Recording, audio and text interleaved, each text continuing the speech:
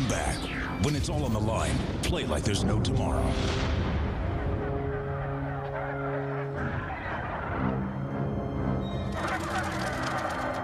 What's gone into that?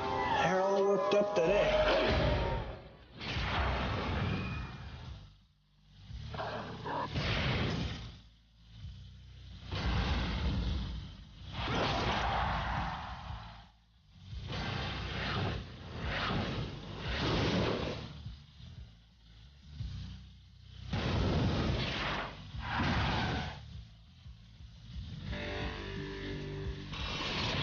Play like there's no tomorrow, because you have to. The Day After Tomorrow in theaters May 28th.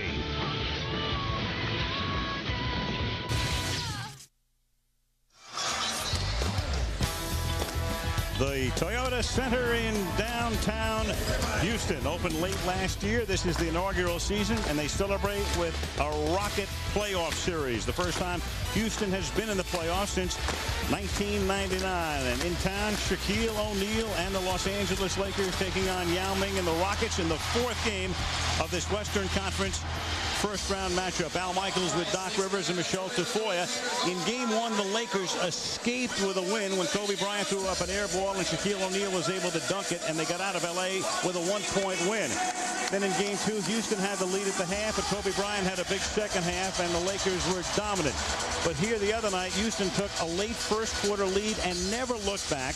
It's 2-1. Doc, the Lakers are the most scrutinized team in professional sports. They keep saying, we'll be okay. Do you buy that? Well, I buy it in the fact that, the playoffs really doesn't start until the road team win a playoff game. But they also understand this. If they lose this game, it's a 3-game series. They don't want that.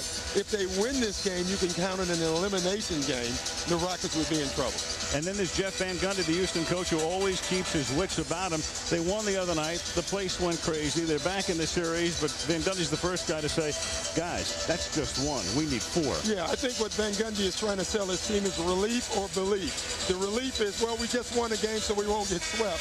Belief is, do you believe you can win this series? That's what he's trying to get his troops to understand. So here we go. Game 4 ready to start in mid-afternoon here in Houston. The Bud Light starting lineups now.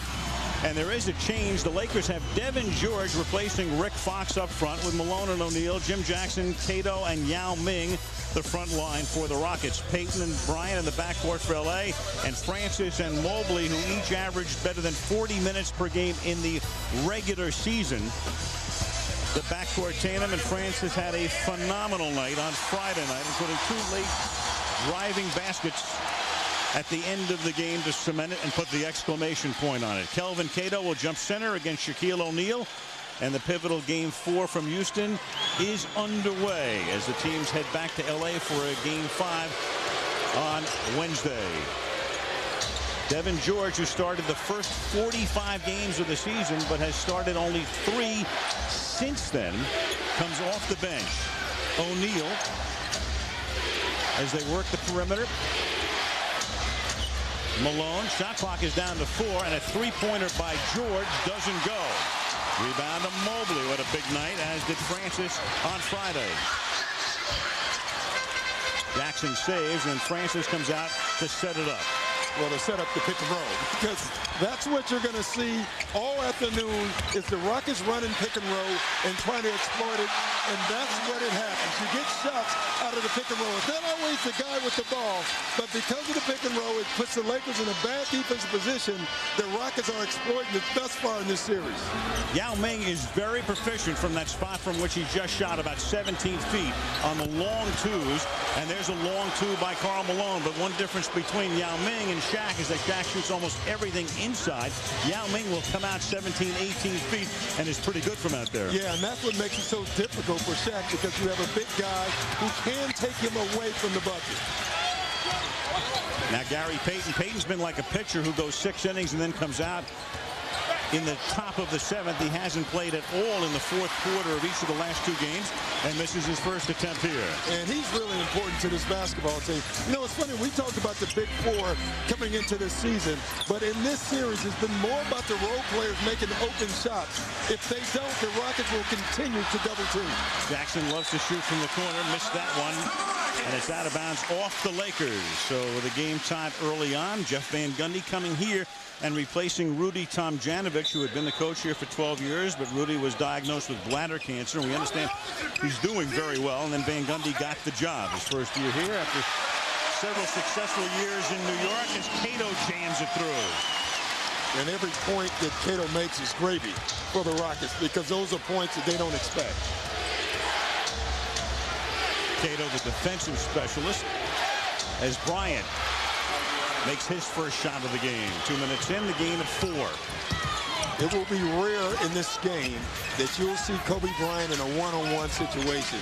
Jeff Van Gundy has decided he's going to send double teams at Shaq and at Kobe and make the other guys, the role players, make shots. Jackson, running hook doesn't go. Out of bounds off Jackson, and let's check in with Michelle Tafoya. Michelle.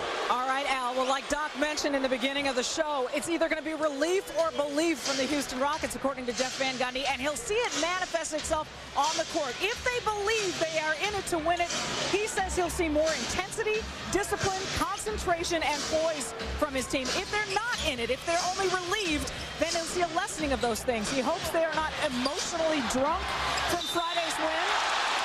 You said, Doc, all they did was get back in the series. Van Gundy says to make it a series, they have to win today. Yeah, I agree, Michelle. If you tie a series 2-2, then it really is a series. Even though neither team has won a game on the road, they know that pivotal game 5 can go any way. And the favorite team, the Lakers, they don't want anything to do with a game 5 situation where if they lose, they're down 3-2 in the series. Well, game 5 also means they would be back here for certain next Saturday. They don't want to come back to Texas. Not here anyway. They do want to go back to Texas, and that's San Antonio. Yeah. The team they would meet in the second round, assuming they knock off Memphis and they're up 3-0. Shaquille O'Neal is now 10 out of 32 from the free throw line in the series. Yeah, and they don't look good. I mean, there's misses and then there's misses. And his is the second one. This is the misses, the bad ones. The not even close type. So Shaq now 10 out of 33, and that's hurting the Lakers. They're lucky that almost everybody else, apart from O'Neal, is shooting very well from the free throw line. Yao over Shaq. See, but that's too far. Shaq will take that. He pushed Yao away from the basket. Now look at this. This is a little deeper. That's where Yao wants to get the ball. Shaq has done a great job of closing the airspace on Yao, making it very difficult for him to shoot. Malone trying to get it to O'Neal, who gets it back after it was deflected by Yao underneath. Shaq was able to catch it, jam it, and the Lakers take a 2-point lead. It's really important that the Lakers go to Shaq and go to him consistently and throughout the game. So far in this series, they've done it in streaks. They go 4 or 5 times to him, then they forget him for 5 or 6 minutes. Phil Jackson wants them to continually go to him throughout the game. Bryant holding Mobley. That was the case the other night. People talk about Bryant, and sometimes, you know, that Sacramento game a couple of weeks ago that led to that firestorm. Why didn't he shoot? Then, of course, he had the 45-point night against Golden State. The other night, they were double-teaming him. Shaq had 11 points before Kobe had any, and then, of course, they stopped going to Shaq. Yeah, but it wasn't Kobe. You know, Kobe is the most maligned great player that I've ever seen. You know, in my opinion, since Jordan, he's the best player in our league. Steve Francis puts in a long 2 to tie the game. Malone quickly answers. Very important. Karl Malone is going to get wide open shots this entire afternoon, and he has to make them this entire afternoon. Malone was 3 of 14 in game 1, but has picked up his game since, and Malone says it's out of bounds off Yao. The officials concur. Joe Crawford, David Jones, and Bill Spooner calling the game today. Well, I tell you, you don't see Malone play with the emotion that he's playing with now very often. The Lakers are in this game, I can tell you that. Yeah, the Lakers took notice of the celebration the other night. And in a way, you know, the way the Rockets ended the game and the crowd going crazy, and they haven't won a playoff series since '97. It's a little understandable. But Mobley then takes it to the hoop and jams it home to tie the game. But the Lakers, that was one of the things they did discuss yesterday in the locker room. It's like, what, they won the NBA Finals? Well, you know, I've always said this. They can talk that, but the bottom line is they did win that game. And you don't make adjustments on another team's emotion. You make it on their play. Malone with that ill-advised behind-the-back bounce pass, and that leads to this three-point attempt from Mobley that doesn't go, but then Yao gets the roll. The one change the Rockets have made, and Van Gundy has done a great job, they have not been a transition game all year. But for them to win this series, they understand they have to get easy baskets and they have to score in transition. Can't just win it on defense totally. Of course, Van Gundy, the defensive guru, as Malone puts it in again. So Karl Malone right now has a total of 6 points. He has 6 of the 10, and we're tied at 10. Again, a wide open shot. They've decided that they're going to double team Shaq with Karl Malone's guy, and that's Calvin Cato. The key for Malone is to continue to shoot and make those open shots. The left hand reverse by Mobley. Rebound to O'Neal. Payton, the floater. Jackson comes back the other way. Jim Jackson, 12 years in the league, 10th team. Yao Ming, second year of the league. Francis in his 5th. Steve Francis for 3.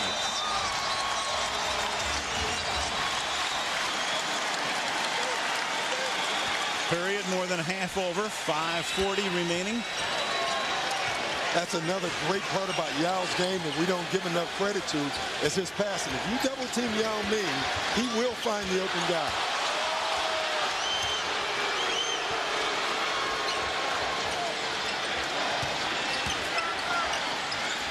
Payton at the shot clock, at the buzzer. Got it off in time, but Houston comes down with a rebound. You can really see the Lakers trying to involve Gary Payton. It's rare that you'll see a point guard in the triangle offense on the post, yet that was by Phil Jackson's design. And then Cato puts it in over O'Neal. And trying to get O'Neal into early foul trouble is something the Rockets and anybody facing O'Neal will try to do. That's his first. He'll go to the line when we come back. And it's a 5-point Houston lead with 5 minutes to go in the period.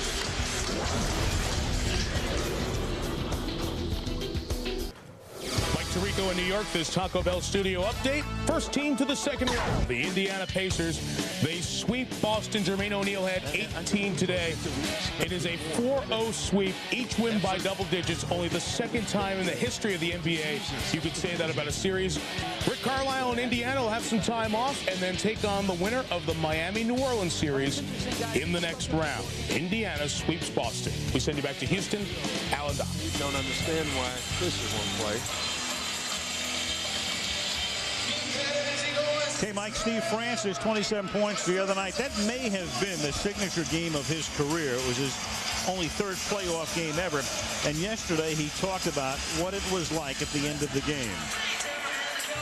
You know, you had to seize that moment because you never know when something like that can happen. You know, when your team really needs you, the great ones do it. I've seen Michael Jordan do it a million times. And for me, it felt good to be able to make some clutch shots under those circumstances at the end of the game. And, I'm an emotional guy, and I showed those emotions.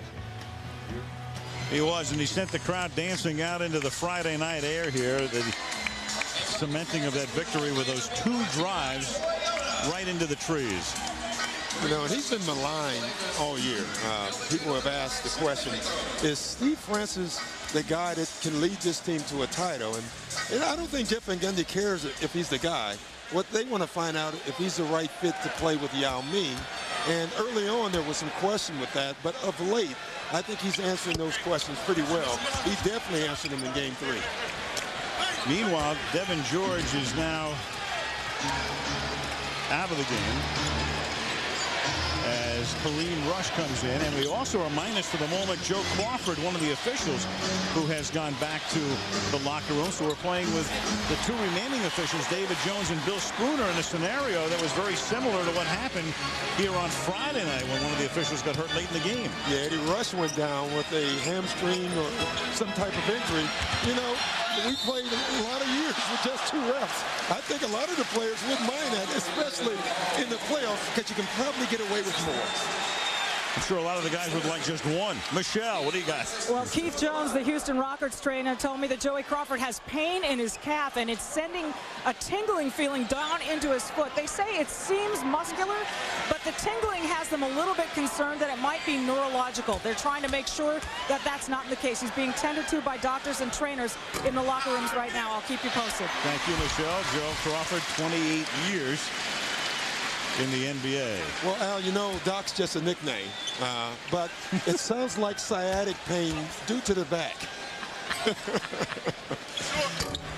You mean you're really not Dr. Rivers, right? No, I'm really not. I'll tell you what, Doc. I'm not going to be filling up your appointment book. No, please. This is Kareem Rush from 15, dropping it in softly. So the second-year swingman out of Missouri makes it a 4-point Houston lead. And he's been terrific in this series. He's done exactly what they need him to do, is make open shots. And there's Jackson with a 3, and he can kill you with his threes. Mentioned before, Jackson in the league now for 12 years, played with 10 different teams, and set a career high in minutes played this season. Getting older, getting better. Had a good year. Bryant. Kobe gets it back.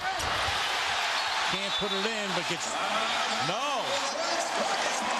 Goaltending. Rockets ball, goaltending. Yeah, definitely goaltending. He hit the backboard first, and then he hit the ball. Good call by Davy Jones. Tough call. Makes it 19-14. 3.5 to go in the opening quarter in Houston. Jackson falling down. That creates the steal opportunity for Payton, who feeds Malone, and the 2 guys, each playing for a lot less than they could anyplace else, coming to win a ring. Hook up for that basket. More importantly, I am still absolutely amazed. Karl Malone, at his age, can run the floor the way he runs the floor. He's an amazing athlete, Al. And it's amazing in the sense, too, I mean, for the first time ever, he suffered a serious injury this year. He missed half the season with a knee injury. Then he's twisted his ankle a couple of times over the last couple of weeks, was hobbling around the other night. But today, it looks like he's ready to go in the Kentucky Derby. Yeah, you know, talking to Gary Beatty, the Lakers trainer, one of the things he said about Karl was they never know when he's hurt. They know, they think he is at times, but when they ask him, he always says, I'm good to go. He never gives them anything.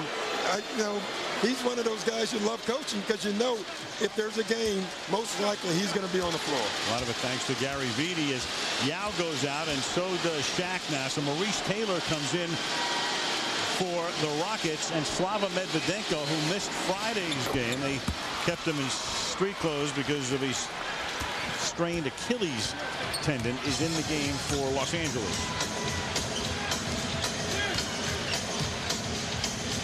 Numbers very similar as the first quarter begins to wind down. 3 minutes to play in the opening period. Mo Taylor gets doubled, and that leaves Mobley open for 3, and he hits it. See, they're concerned with Mo Taylor. He has really been effective in this series. He's quicker than most of the bigs who can guard him, and he's too big when they put a small on him. So they're sending double teams. That's how Mobley got the open shot. Offensive. Starting to look like the other night with these 3-point shots. Rockets have hit 3, lead by 5.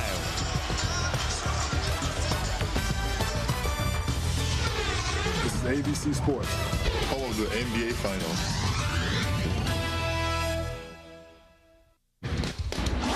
The NBA on ABC, brought to you by The Day After Tomorrow, when it's all on the line. Play like there's no tomorrow. Bud Light, fresh, smooth, real. It's all here. And Right Guard Extreme. Get extreme. Get the Power Stripe. Back in Houston, guys had a good year for the Rockets. Jim Jackson, half 3-point shot will travel might be the subtitle if they ever do the story of his life. Originally a Maverick, he was there for 3.5 years, and then on to New Jersey and Philadelphia. Wound up going west to Golden State. Was a Trailblazer, was a Hawk, was a Cav, Miami Heat, last year Sacramento. So, Doc, the question is, a guy this valuable who's done so much through the years, he's had a pretty good career.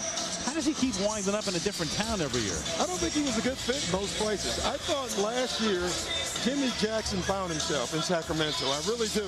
I think he became comfortable with his career, who he was. He doesn't try to do more than he is anymore. And I think that turned his career back around. You know, he started out great early, and then he struggled. And now he's probably, if not the most important player, one of the key guys on this basketball team. Jeff Van Gundy says they would be nowhere without Jimmy Jackson on this team. Jimmy Jackson, 40% three-point shooter during the regular season, but did miss one at the end of game 1 that would have given the Rockets the win. Meanwhile, Shaquille O'Neal is back in the game. Derek Fisher is also in. Malone and Payton go out, and Medvedenko misses that one. Francis high-stepping his way into the front court for the Rockets. Biggest Houston lead was 6. Couldn't connect with Cato on the alley-oop. Medvedenko. Rush will take this 3. And Jimmy Jackson back for the Rockets. See, the Lakers are going through another one of those stretches where Shaquille O'Neal is not involved in the offense. And I think it really hurts this basketball team. The Laker ball.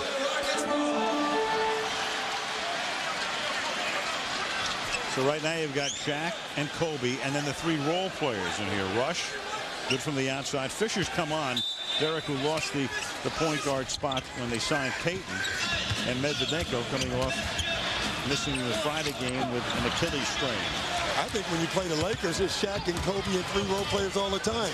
Even when Karl Malone and Payton are on the floor, on this team, they are role players. Case in point right there. Yes. Kobe to Shaq. 3-point Houston lead. You know, one thing about Bryant had more assists to Shaq than any other Laker this year. You would think off the top that Payton would have as the point guard. Kobe did. Yeah, and it's a good move by Phil Jackson because he knows when Kobe throws it to Shaq, they're not going to leave Kobe to go double team. Right. Cato is playing great right now. Again, every time he scores, it's gravy. He's a hustle player for this team, and Jeff Van Gundy looks at him as one of the key guys in turning around his defense. Well, bonus, Cato is 3 for 3 from the field, and that's 6 points for Kelvin. Now Fisher.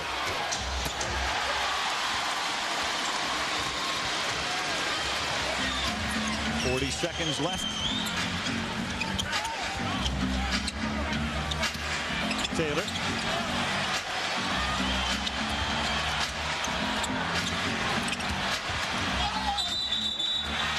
Can't get the drop. Derek Fisher. In fact, it's the offensive foul. Yeah, Derek Fisher might be the best in the league now that John Stockton from the Jazz are no longer playing at drawing charges. Some of them are flops, some of them are charges, but he just knows how to get his body in the right position. I mean, this is not his guy, but watch him slide in and take the hit. The second part of that, you have to be willing to take the hit. And get the foul. Lakers with Bryant on the fall away, and Bryant gets fouled. So Mobley was there. Again, we're down to 2 officials here with Joe Crawford being looked at in the training area. Yeah, here's the foul right here. And, you know, a lot of great defenders do that and get away with it at times. And sometimes they get caught with their hand in the cookie jar. In that example, Mobley was caught. You can't hit the elbow. Bryant for 2. Log on to NBA.com. Play virtual GM postseason edition. Only on NBA.com. The playoffs is a game about adjustments. A couple adjustments have been made. Number 1, Rick Fox. The first time he's in the game, they didn't start it. Number 2, they're trying to post Kobe Bryant up more than ISO him away from the bucket because they know it's tougher to send help that way. It's a longer run. Fox coming in to defend against a prospective last shot because Rick in this series has played 66 minutes and has not scored a point. Bryant makes them both. It's 24-21, and the Rockets figure to wind up with the last shot of the quarter. Francis tries to lay it off, and the Rockets get it with 3.9 on the clock.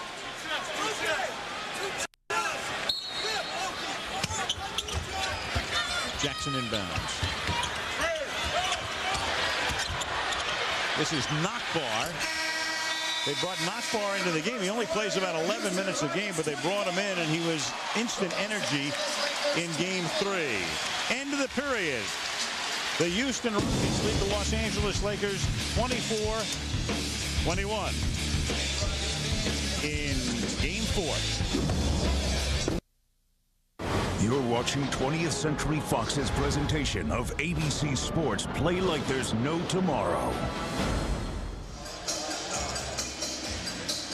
Al Michaels, Doc Rivers, Michelle Tafoya in Houston. 3-point Rocket lead in game 4.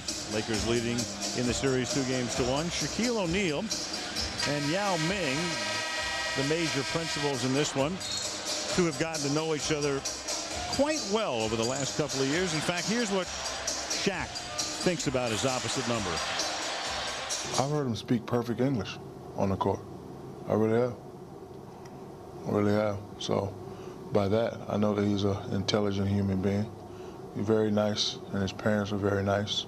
Every time we play him, I always ask him where they're sitting, and he always tells me same place it was last time. And I look up at him and I wave. So he's a good guy. You know, people try to create a rivalry between me and him, but on the court, it's just two big, hard-nosed warriors going at it.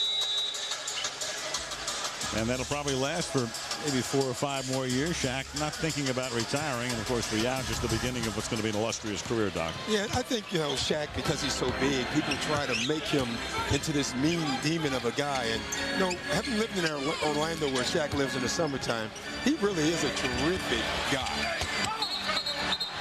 Very funny.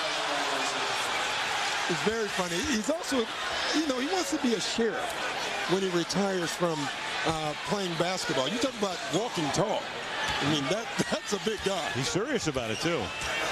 I would not want to get arrested by Shaquille O'Neal. Or arrested anyway, I guess. Fisher is now in, and the big 4 are back together. So you've got O'Neal and Bryant with Payton and Malone and Fisher, and it's a 1-point game. And there are the numbers with O'Neal and Yao to this point in the game. And for the Lakers, I think this is their best lineup that they can play, with Fisher and Payton on the floor at the same time. Jackson. Well, the numbers would bear it out when you put these 5 together, the 4 future Hall of Famers and Fisher. The Lakers play their best. Now, they didn't play that many minutes this season, but the numbers bear out this is the best quintet statistically. We've got a blocking foul here. Well, when you look at it, it takes Payton off the ball. It allows him to be more offensive-minded. When you have Coutinho, Mobley, and Francis on the floor at the same time, which they are not now, you can take Payton off of Mobley and put him on Jackson, which means he doesn't have to work as hard. So I think it's their best lineup, and I think you're going to see this lineup more from the Lakers. Yao Ming back in. Cato is out. Lakers try to retake the lead. They haven't had the lead since early in the first, and they do thanks to Malone, who had 9 in the first quarter and now has 13 in the game. Nakbar in the game. That's a change from the opening lineup. Taylor as well. The other 3 were starters for Houston. Taylor tried to drop it down to Yao. That's a tough thing to do. And it's Kobe missing, but getting fouled. You know what's impressive with Kobe Bryant right now? He knows he has Nakbar on him. Now, Kobe had a wide-open 3, but he knows he has a quickness advantage on Nakbar, so he passes the shot up to try to penetrate the lane. Nakbar, as we said before, a role player, a guy they bring in for instant energy, and Kobe has just given the Lakers a little bit of energy and a 3-point lead. Boy, I think he knows he has an advantage. I think the Lakers just got their wake-up call. Yeah, and again, this lineup, you look at this lineup on the floor, it frees all the key players up, especially Kobe Bryant. Bryant all the way in over Francis. 2 minutes into the second quarter. 3 points, Los Angeles. You're watching ABC Sports, home of the NBA Finals. Lakers have taken the lead on an 8-0 run. Now, you know about the 4 superstars, the 4 future Hall of Famers of the Lakers. So who would be the best complement to them? Who would be, in effect, the 5th Beatle? So there are the 4 in the crosswalk. With Rick Fox, they're averaging on a 48-minute basis, they're 9 points better. With Devin George, 13.5 points better. You put Kareem Rush in, surprisingly, they're 7 points to the worst. But with Fisher, look at it at the bottom, 23.5 points on a 48-minute basis. When those 5 play together, which they did only 84 minutes this season, but as Doc suggested, they may have found their lineup for the rest of this series. Yeah, anyway. I think it's their lineup. I don't know if you start that lineup, but I definitely think it's their best lineup. Here's Nakbar off the glass. That was a total disrespect defensively from Kobe. He waved over to the bench after Nakbar scored and said, "I'm sorry." Kobe didn't know Nakbar could do that.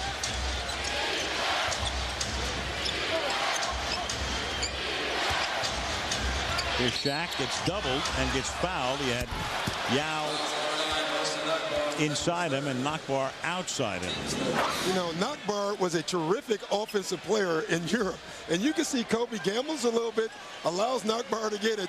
And right after the shot, Kobe waved over to the bench and said, "My fault." He's from Slovenia, played in Italy, 6'9". That's also the 3rd foul on Nakbar. So he hasn't been in that long, and he's already halfway to disqualification. Nakbar's only played 3 minutes.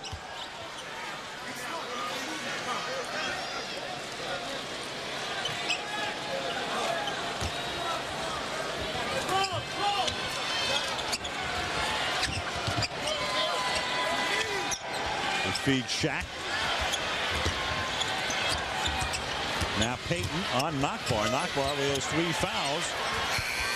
And at the buzzer, he puts it in. Shot clock expiring as Payton makes it a 29-26 game. And again, with this lineup, Gary Payton is no longer being guarded by the quicker point guard. He's being guarded by a 2 guard that gives Gary Payton a quickness advantage. Payton's first points of the game. Gary is 4 for his last 20 in field goal attempts in the series, as Yao Ming makes it a 1-point game again. Nice job by Yao Ming getting deep. I mean, that's the one thing Jeff Van Gundy says he still has to work on. He would rather fade away and take jump stops instead of getting deep, especially on Shaq. You have to.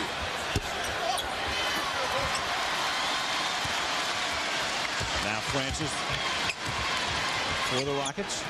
Steve has played the whole way. He has 6 points. Not far from the corner.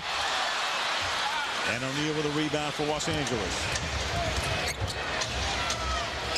Jack with 3 boards now as Malone can't drop it. Yeah, 2 quick shots. Again, for both teams, start with Yao, start with Shaq, and play from that point on. Mobley. 3-pointer. See, that was with Yao, though. You know, the difference was the Lakers came down and took a quick shot. The Rockets did also, but they involved Yao in the pick and roll. Or the screen and roll. That's what Phil refers to it as. And a few other coaches.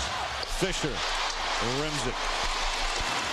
Yeah, Phil's always talking about the screen roll. You never hear him use the phrase pick and roll. You know, a lot of people don't understand it. It's the same thing. Yep. You know, coaches have their own terminology. Off Houston.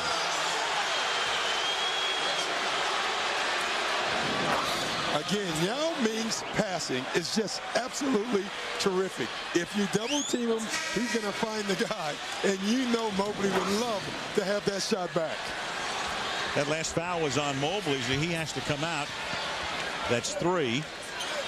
And let's check in with Michelle. Hey, I spoke with Gary Payton before the game. He told me that he'd love to win a championship, in great part to get it over with. He wants to win more than one. I asked him, will he stay with Los Angeles? He said it depends on a couple of key factors. And I'll get back to it in a second, guys. Here's Nakbar on a break.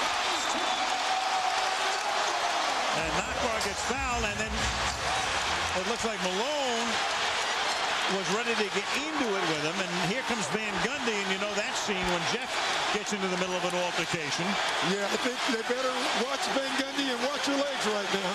The other thing you have to watch for in a situation like this is, you know, in the NBA, and Ron Artest knows it best of all, did any of the guys not on the court come out onto the floor? Yeah, the first thing I did was look over at both benches, and both set of assistant coaches had their arms out waving to everyone to get back.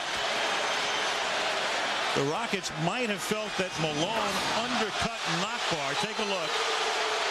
Well, what happened, if you see it, Steve Francis and Karl Malone bumped into each other. It threw Karl Malone off balance, which threw him into Nakbar. Steve Francis took exception, thinking that it was done on purpose. Now, you're right. He's off balance. Yes. There's no place to go. And now you also have only 2 officials breaking up the altercation instead of 3, with Joe Crawford still on the men. Yeah, but I think the officials did an excellent job. They cleared the court. They're bringing them back out on the floor now. Tippers have kind of calmed down a little bit. It was a hard foul. I think you probably have to call it a flavored foul because of that. Well, of course, anytime Van Gundy comes out into a situation like this in April of '98, the famous, I guess infamous for Jeff scene with Alonzo Mourning, and there he is like a rag doll. You know, at the time, it wasn't very funny, but every time you get a look at that, it's pretty amazing to watch. I think he has to see the humor in it by now, I would think. Houston now leads by 4. Nakbar is going to go to the line. It's a double technical. A double technical was called on Payton and on Francis. The foul was on Malone. It is now a 5-point game, and Nakbar doing all this with 3 fouls. He picked up 3 quick ones. It's against Shaq. So that's O'Neal's second. Malone now has 2. And that gets the crowd even more excited. Smart move by Shaq. Didn't get away with it. The players know now there's going to be touch fouls called because the officials are trying to clean the game up. Shaq is trying to draw it on Yao. Unfortunately for him, Yao did a better job defending it. Malone backs into the front court. He's got Kobe behind him, but he's going to go all the way. And Nakbar knocks him down. And here comes Malone, is looking for Nakbar. And they call a technical foul on Malone, because Nakbar got up and started to walk away, and Malone started to go after him. And the officials are right there. Bill Spooner calling the technical foul. All I have to say, that is a great job by Nakbar. He had to do this. I mean, it wasn't nasty or dirty, but Nakbar had to do that. On the play before he was knocked down by Malone, you know in this league, you have to do it back. He did it back in a clean way. Nakbar has just become a hero in Houston for standing up for Karl Malone, and I think it's something you have to do as a young player to show that you're not afraid of anyone. David Jones was the referee, the official who called it. Jackson makes the technical. Have you ever seen a guy create more havoc playing 5 minutes and drawing 4 fouls than Nakbar? No, I haven't. But it's good. I mean, he's bringing energy to the basketball team right now. He's doing exactly what he is supposed to do. And Jeff Van Gundy, if he could, he would have given him a high five, because that's exactly what he wants. And you know now how important a game 4 is. Both teams are playing desperate basketball right now. So Malone at the line with his wardrobe malfunction. Now Nakbar comes out. Mark Jackson comes in. Here's the rip job.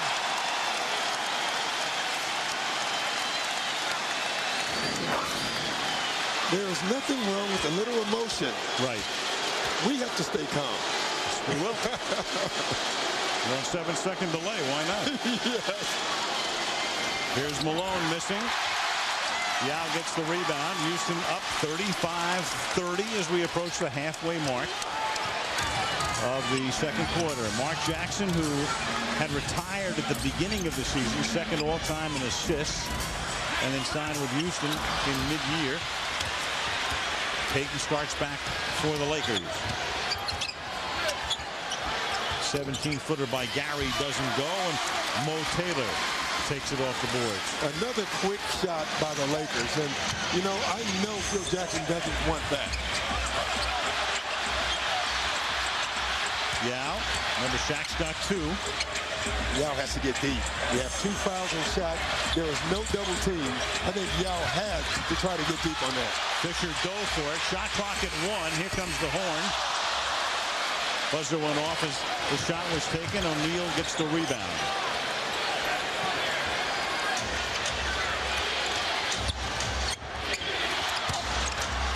O'Neal. The difference is that Shaquille O'Neal gets deep, Yao Ming doesn't, and that's the difference. If Shaquille O'Neal gets a dunk, Yao Ming shoots a 3. As Yao's career progresses, will he get deeper and deeper, Doc? Yeah, he will. He'll learn how to play more physical, and the more he plays against Shaq will help.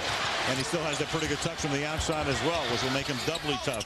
Now Payton, left hand's one. That's what he wants. That's what Payton did earlier in the year. When he was penetrating, there's no triangle. That's a straight line.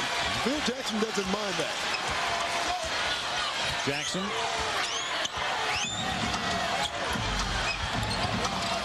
Mark at the age of 39. He's the 3rd oldest player in the league. Malone is 40, and then Kevin Willis at San Antonio is 41. Francis.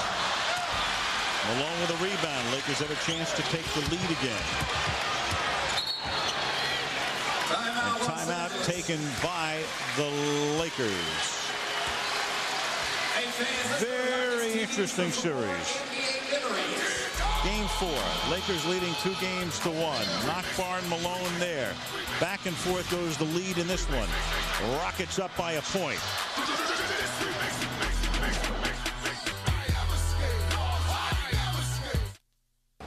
Hey, yo. The NBA on ABC, brought to you by the all-new Toyota Tundra Double Cab. Not just big, life-sized. And Sprite and Thirst, reminding you to obey your thirst.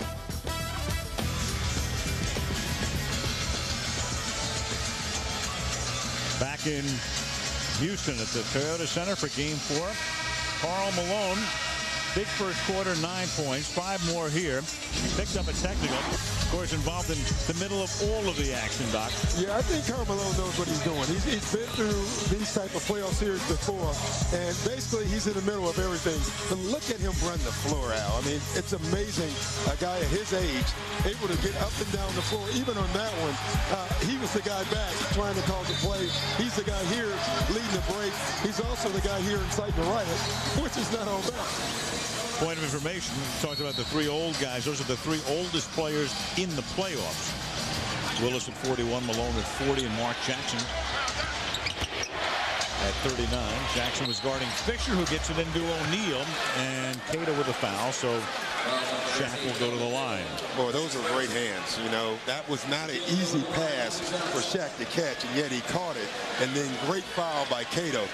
The toughest part of a foul to Shaq is fouling him and stopping him from getting that ball up to the basket because he's so strong. Shaq 30% from the line, and that'll drop a couple of tenths there. New Jersey and New York, Nets trying to wrap it up tonight on TNT, and then the second game on TNT will be San Antonio at Memphis as the Spurs, the NBA champions, try to wrap it up. And O'Neal is now 10 out of 35. You know, last year Shaq shot 62% from the free throw line. This year 49%. And in the playoffs, he's not even coming close. But you know, it's amazing. As bad of a free throw shooter he is. He has 3 rings. Bill Russell has 11 rings, and he was a horrible free throw shooter. Tim Duncan is not a great free throw shooter either. He has 2 rings, so it is important, but everyone else has to make them. Meanwhile, Yao, pretty good free throw shooter and good from 17 there. And O'Neal doesn't find the rim, but right underneath to clean it up. And put it back in to make it 37-36 is Karl Malone, who now has 16 points. Now, do you give Shaquille O'Neal the assist or Karl Malone the rebound? That's a tough one. Malone, 5 rebounds, 1 assist, and the most points he's had in the first half as a Laker. That shot there, and I'm going to tell you, I was really interesting. Gary Payton dribbled himself in trouble. He saw Shaq under the basket with Yao. He wanted to make it, but he threw the ball up thinking, even if I miss, I think Shaq's in a great rebounding position. And you can see it right there. He's looking at it. Shaq gets it and gets a foul out of from Yao. That's pretty good. That's 2 fouls on Yao. And he's 0 for 5 is Shaq from the free throw line. Let's check in with Michelle Tafoya. Al, official Joey Crawford has been taken off-site for further evaluation on his calf. They are calling it a calf strain right now, but they don't want him to come back out on the floor without ruling out some other possibilities. So he still has not been signed off to come back, Al. Thank you, Michelle. 1 for 6 is O'Neal. The Toyota Center, not a friendly place for the officials in these 2 games. Mentioned the other night. In a row. I do think, Al, that they should have an alternate official in all playoff games. I think that happens in the conference finals when it happens. Mark Jackson. Cato with a rebound, but then he drops it into the hands of Shaquille O'Neal. Malone with the drive, and Malone scores. And Malone will go to the free throw line. And more importantly, I think it's the 3rd foul on Yao Ming. And that's where he has to learn. Yao Ming should allow this to just happen. He cannot pick up his 3rd foul. He should have just allowed Malone. It's better to give up those 2 points than now you give up the 2 points, and Yao Ming now has to sit. He comes out of the game. Eric Piatkowski comes out, and Mark Jackson also comes out. Well, Eric Piatkowski is a hired shooter. He hasn't worked out the way Jeff Van Gundy wanted him to this year, but he's a guy who can flat out shoot the ball and will shoot the ball. Taylor comes in along the front line for the Rockets. Malone makes the 3-point play. Karl has 19 points. He's 8 of 10 from the field. And 5 rebounds. Tremendous half for Malone. Jackson. Malone another rebound. He is a man possessed today.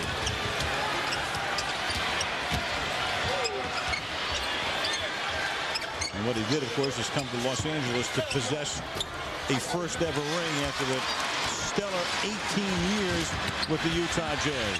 So close yet so far, and there he is again for the rebound. In transition again. Malone guarded by Taylor. They're going to play the hot hand. Carlin shovels it back to Fisher. And Piatkowski with a rebound. Lakers up by 3. A little over 2 minutes to play in the half.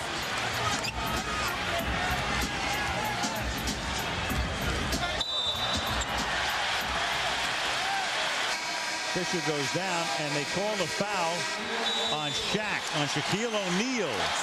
His 3rd, coming with 2:10 left in the half. Lakers up by 3.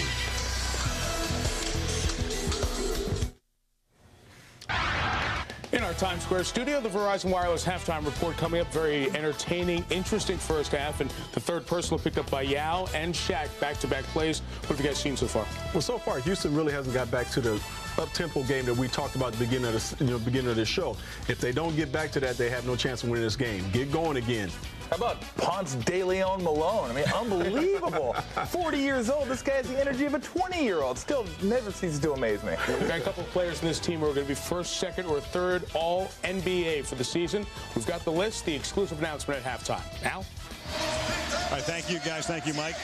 Doc, The Lakers are up by 3, but as a coach, how crazy would you be with your big men, Yao on one side and Shaq on the other, picking up ticky-tack fouls, especially in Shaq's case, with a couple of minutes to go in the half. Yeah. Third fouls. Yeah, and for Shaq, it's a dumb foul because you have Yao out of the game. So you want to stay on the floor.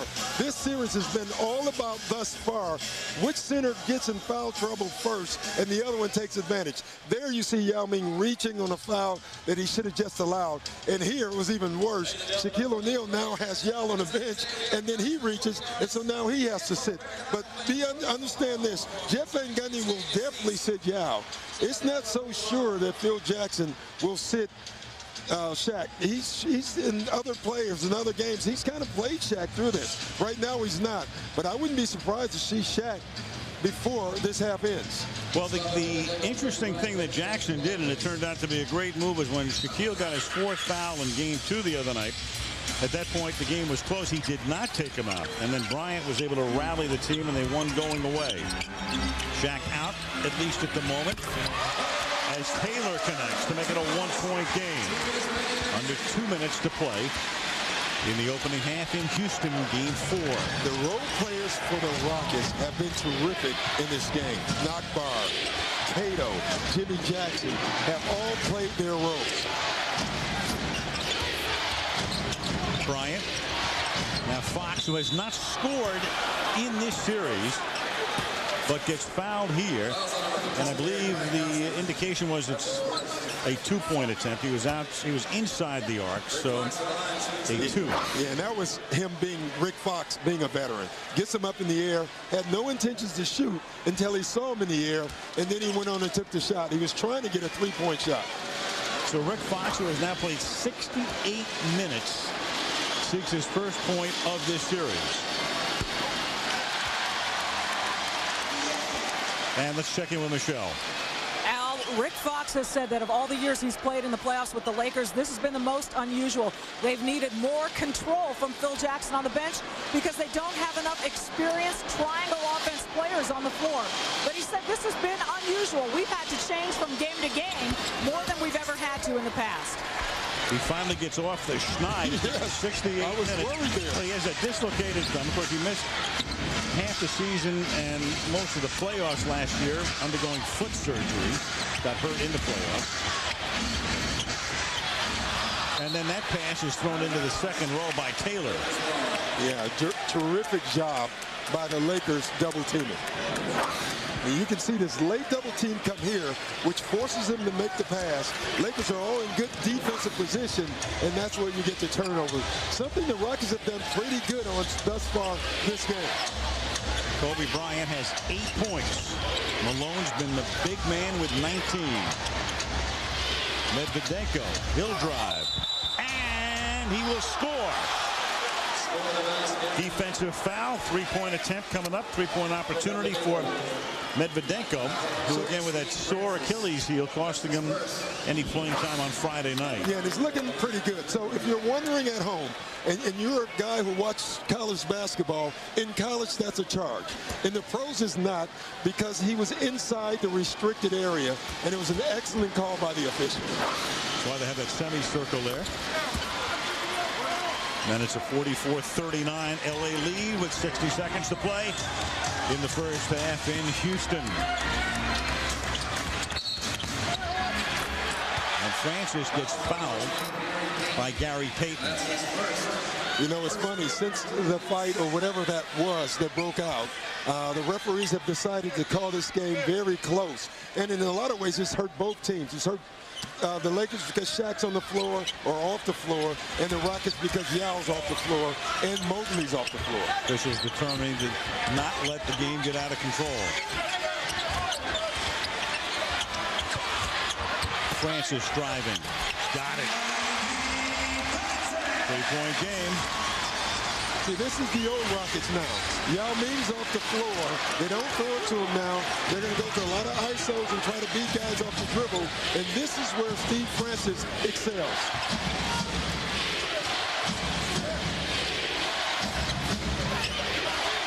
Medvedenko puts it up. Out of bounds, it's Rockets ball. And the Rockets will inbound 22.3. They're down by 3. Milking the clock here at the end of the opening half. Shot clock turned off.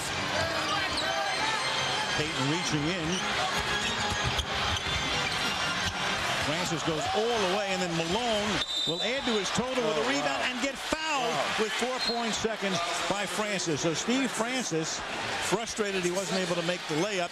Malone gets the rebound, then commits his second foul, and this will give Malone an opportunity to wind up the first half in the 20s. Yeah, and just a bad foul. There's 4.7 seconds left on the clock. It would have been very difficult for the Lakers to bring the ball up and get a score. And that's giving the Lakers extra points if he can convert on these free throws. You should have seen Jeff Van Gundy's face when he saw that foul being called. Malone with 19 of the Lakers' 44 points, and Jackson saying, man, you got to think. Yeah, you really do. Now that Malone has missed the one free throw, it may give him a break.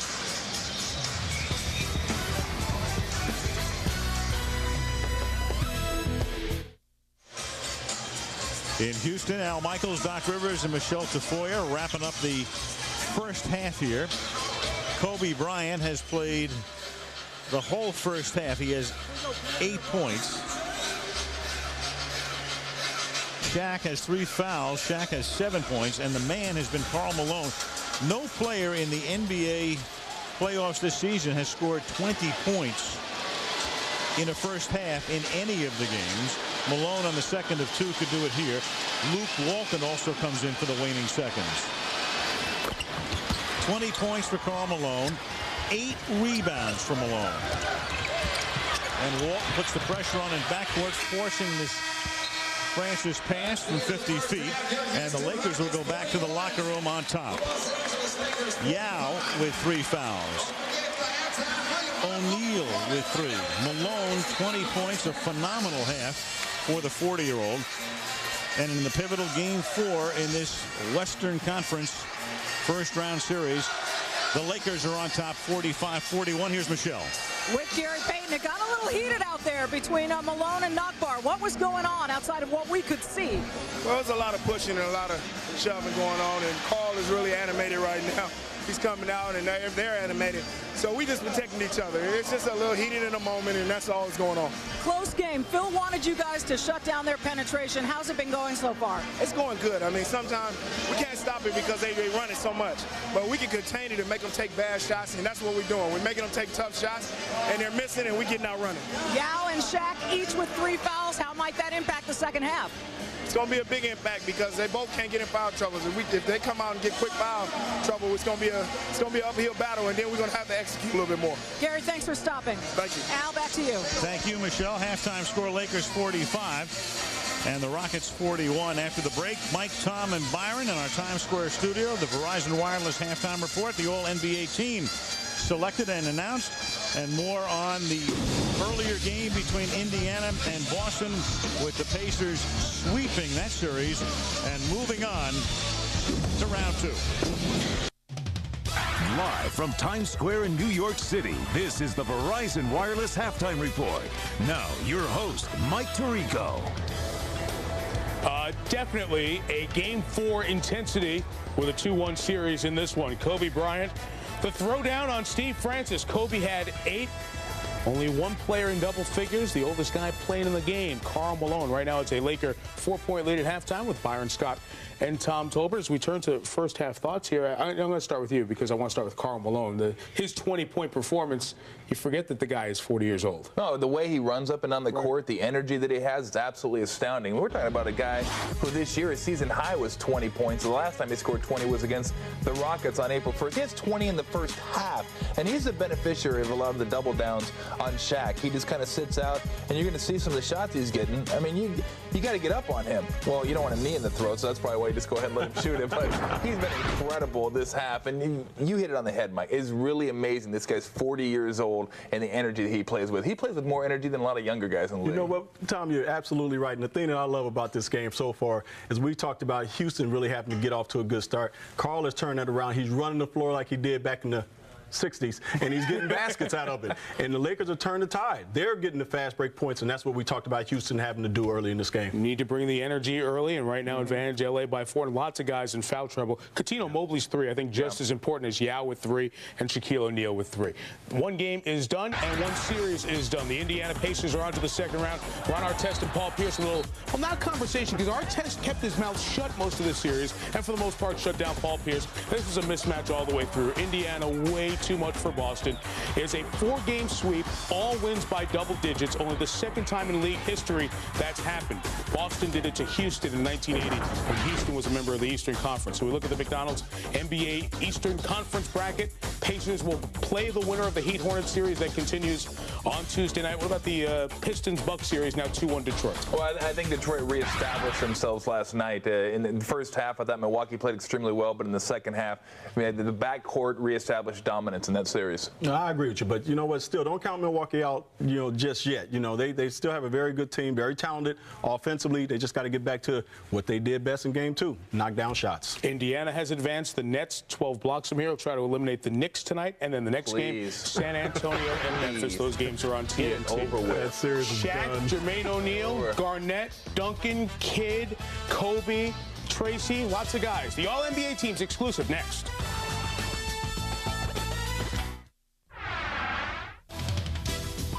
This halftime report presented by Verizon Wireless. We never stop working for you.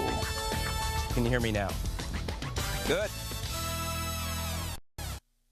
Allen Iverson. Kobe. Are you kidding me? Stojakovic. Oh, my. Now it's T-Mac time. Tim Duncan. Jermaine O'Neal. What a play by Shaquille. Kevin Garnett. An intensity shot with KG. Lakers lead by 4 at the break. Now time for the exclusive announcement of the All-NBA teams. 123 members of the media, national and the local NBA media vote. You've got to vote essentially by the position the guy plays most often. Vote for a first, a second, and a third team.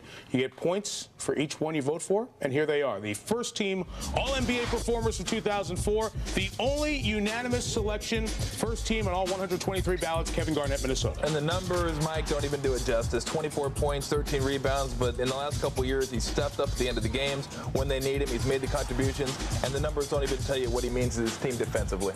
Joined on that first team by Tim Duncan.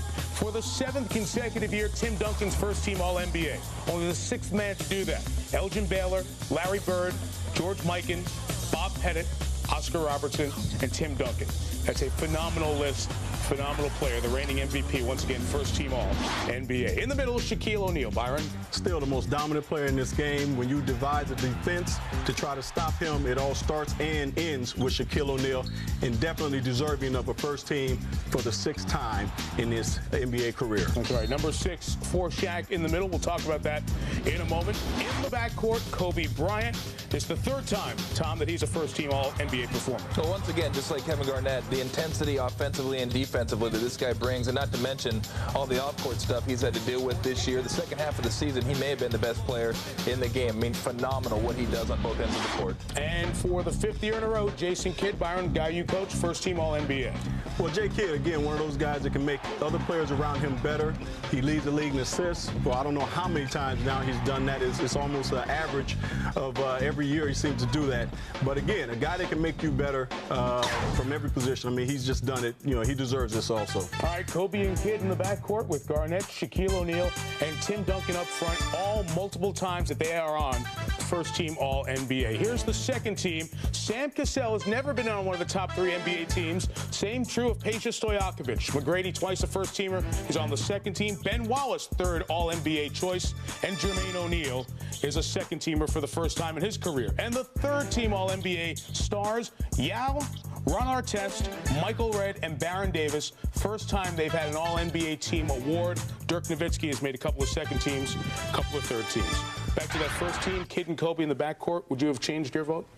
Yes. I would have had Tracy McGrady and Kobe Bryant on there, just because I believe if you're going to have a first team, you got to have the best 5 players in the NBA. I consider Tracy McGrady to be one of the top players in this league. This has nothing to do with Jason Kidd. Nothing to do with Jay Kidd. Nothing to do with Jay Kidd. Of course not. Of course not. Tracy McGrady is a great basketball player. He's done it night in and night out against some of the best defenders in this league. He's led the lead in scoring the last couple of seasons. He is just a terrific basketball player. Even though they lost all those games. Even though they lost all those games. I can't put somebody on the first team that won 9 games. I mean, it's just impossible. It was 19. Well, whatever it was. I mean, it's horrendous. And see, when I look at it, and the one change I would have made, although I do not argue with Shaq being a center, if you're going to put Jermaine in that list of maybe moving him over to center, I'm just a big believer in when you give out awards, you got to take into account how the team has done throughout the course of the season. This is a team that he is the most dominant player on the team that led the league in victories this season, and I just have a hard time leaving those type of guys off. And if I were to get into other awards, I know Jamison had a great year. I would have given Harrington the 6th Man of the Year. Why? Because they do something for winning teams, and that means a lot to me. I'll tell you what was tough with Jermaine O'Neal. I couldn't vote him at center. Even though Jeff Foster started, I had to vote him at forward, and I couldn't put him ahead of Duncan and Garnett. I would agree with that. No doubt. What a first half it was with intensity, playoff-style intensity. From Karl Malone, we expect that. It's his 176th playoff game. But from Boston Nakbar playing his third, we didn't think. What'll happen in half number 2? Lakers by 4. We'll send you back to Al, Doc, and Michelle. That's what I like. Go back at him. After this. Nakbar. This halftime report presented by Verizon Wireless. We never stop working for you. The second half is next after this message and a word from our ABC stations. Can you hear me now? Good.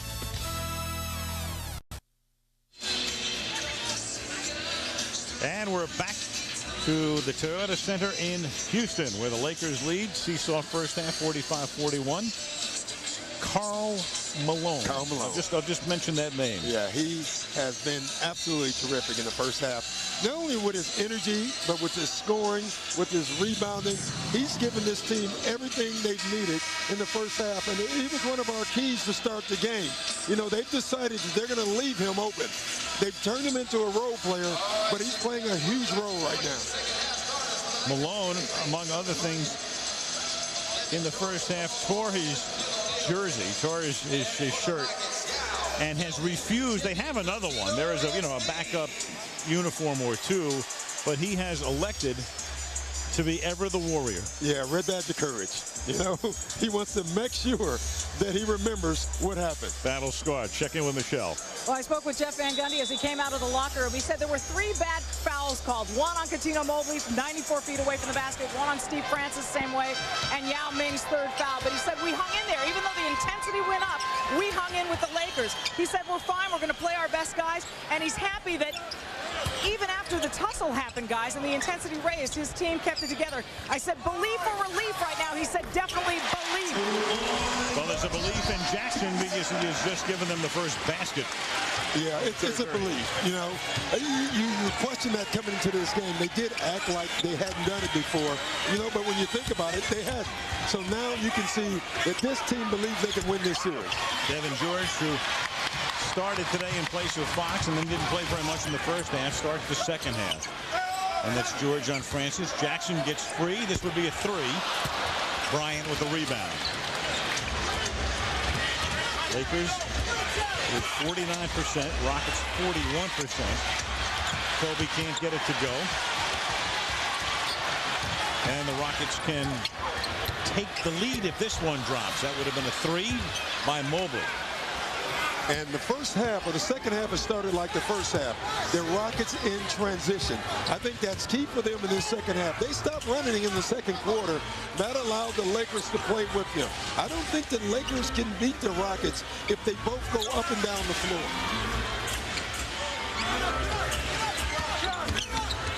George, a contested 12-footer drops. And every shot he makes is big because he's playing like a guy who has lost his confidence. He was so good for them at the beginning of the year.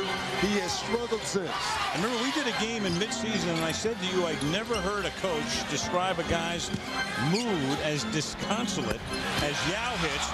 But we had gotten to do a game, and Phil Jackson upset that Devin George was disconsolate. Yeah, and he's proven still right thus far. But they need Devin George. With all the injuries they have, they need him to come up big. Otherwise, they'll be disconsolate. Malone. See, this is key. Now, he's going to get those same shots. Jeff Van Gundy has decided you had 20 points in the first half. Well, great job. Let's see if you can score 20 more, because we're going to leave you open again. Cato gets underneath. O'Neal with the rebound. Payton down the middle. That's George open for a three. Got it. Nice job by Gary Payton. Gary Payton had a shot. He sensed Devin George made a shot, give him another shot. He makes that. Now we might have Devin George playing good basketball. 5 points for Devin George. The Los Angeles lead is 5. And Shaq rejects it. Payton out in front with Yao behind him, and the Laker lead is their largest of the game. Great team. 45. Great teams come out and play great third quarters, and that's what the Lakers are doing right now. In a very important game. Game 4 of this Western Conference first round series. LA by 7.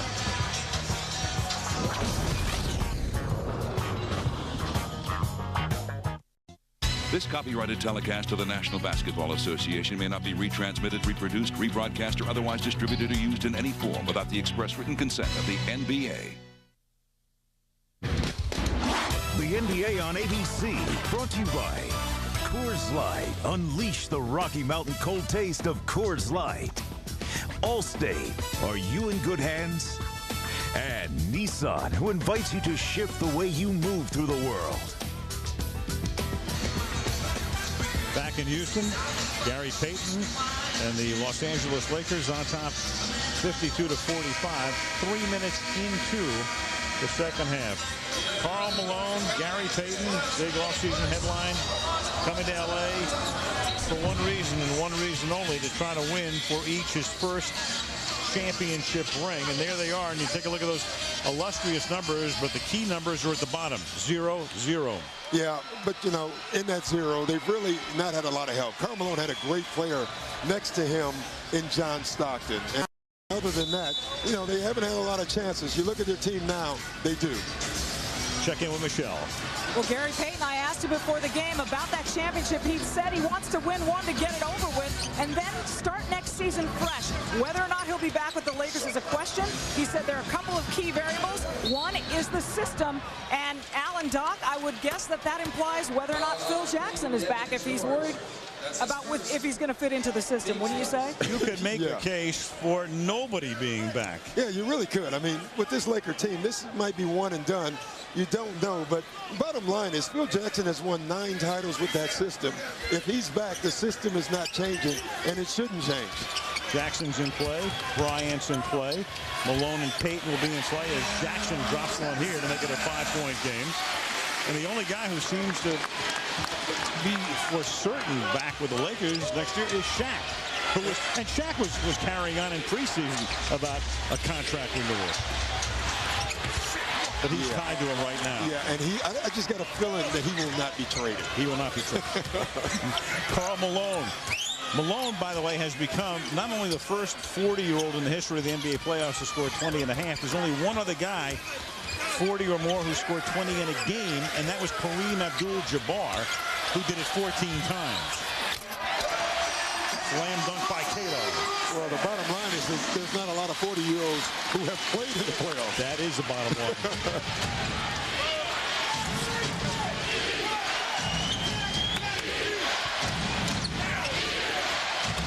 Gives us 2 officials working as Joe Crawford with a calf injury had to come out early in the first quarter and has not come back.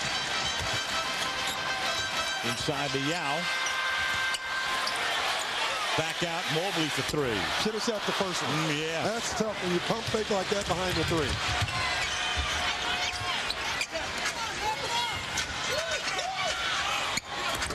O'Neal from Payton, like they've been doing it for 10 years together. Wow. This is a touchy time in the game for the Rockets. You know, the one thing you don't want with the Lakers is to give them a cushion so they can get comfortable. The triple Yao, steal the ball. Payton will take it all away, draws the foul. Foul on Francis. Back to Payton and O'Neal. I mean, this is just two players connecting on this pass. I mean, right here, right when the spin happened, it's like a football play on a down and out. On the down part, the quarterback releases the pass, and it's there. I think that's called a down and out, right? That's a down and out. Yes. I think it's more like Gretzky to Messier in 1987 in Edmonton. Not bad. But I like the very good. I'm learning. Doc, you'll be with John and me this year. Well, yeah, you know, I'm thinking we're in Texas, the Texans. Right. The draft was yesterday. Mm-hmm. Got up-and-coming team here with David Carr, quarterback. Eli Manning's going to see how easy it is to play in New York pretty soon. We were asking Jeff Van Gundy about that. You know, and of course in New York, everything is like magnified 100 times, and he kind of laughed off. He said, you know, you're anywhere but New York. Exactly. It's the Bush Leagues. In terms of what you have to deal with the media coverage every day. Not that he called Houston Bush League, otherwise he'll get about 8,000 emails. Jackson hits. Two-pointer is inside the arc. He's made two huge shots already in the second half for the Rockets. I mean, they had nothing on that play. The Lakers defended it great, but Jackson comes up big.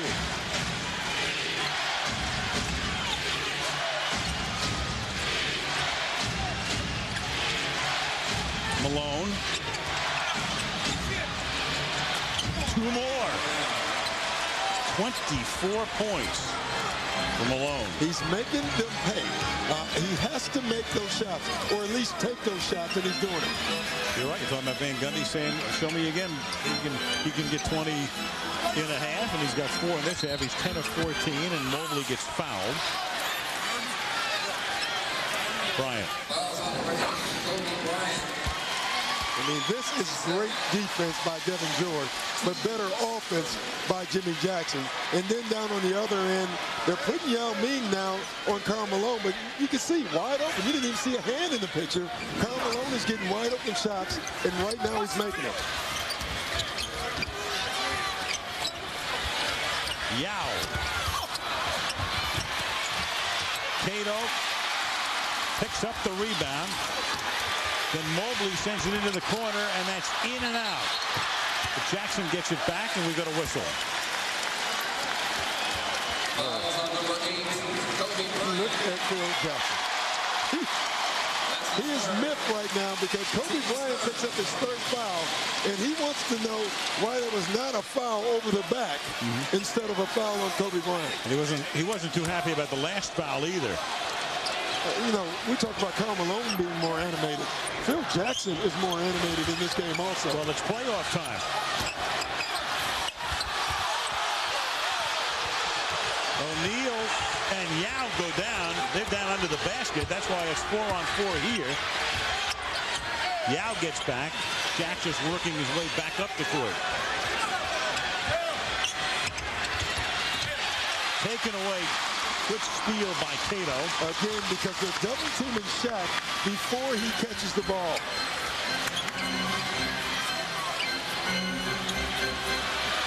Malone guarding Yao. 111 on the other. O'Neal guarding Cato, and you get traveling here. And here, what people think is a foul, Yao brings the contact to Shaq. They collide. You know, that's a good job by Shaquille O'Neal, just staying straight up instead of reaching. Big collision, but no foul. Good call by the official, or no call. Lakers by 8.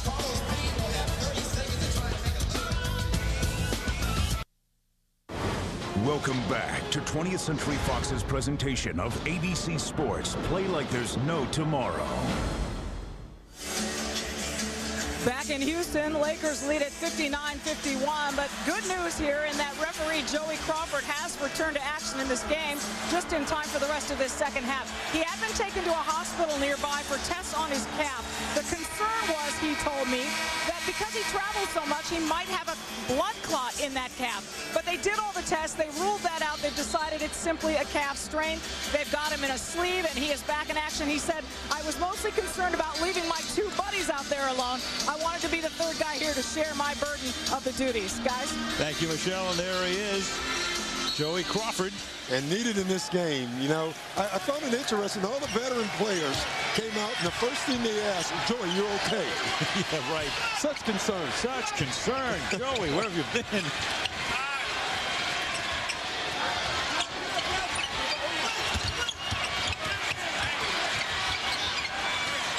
George, play clock down to 3.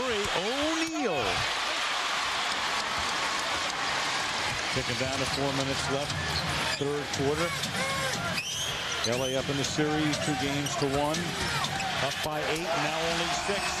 Melvin Cato. Rim-rattling dunk. And I guarantee you that was set up by Jeff Van Gundy out of the timeout. And again, Rockets offense created by the pick and roll. Well, leaving Malone alone. Karl passes it up. Now Kobe off the glass. Too hard. Shaq is there. And Shaq fouled by Cato on the way up. Cato, that would be foul number 2. And now you look at this pick and roll. You see Yao Ming clearing out.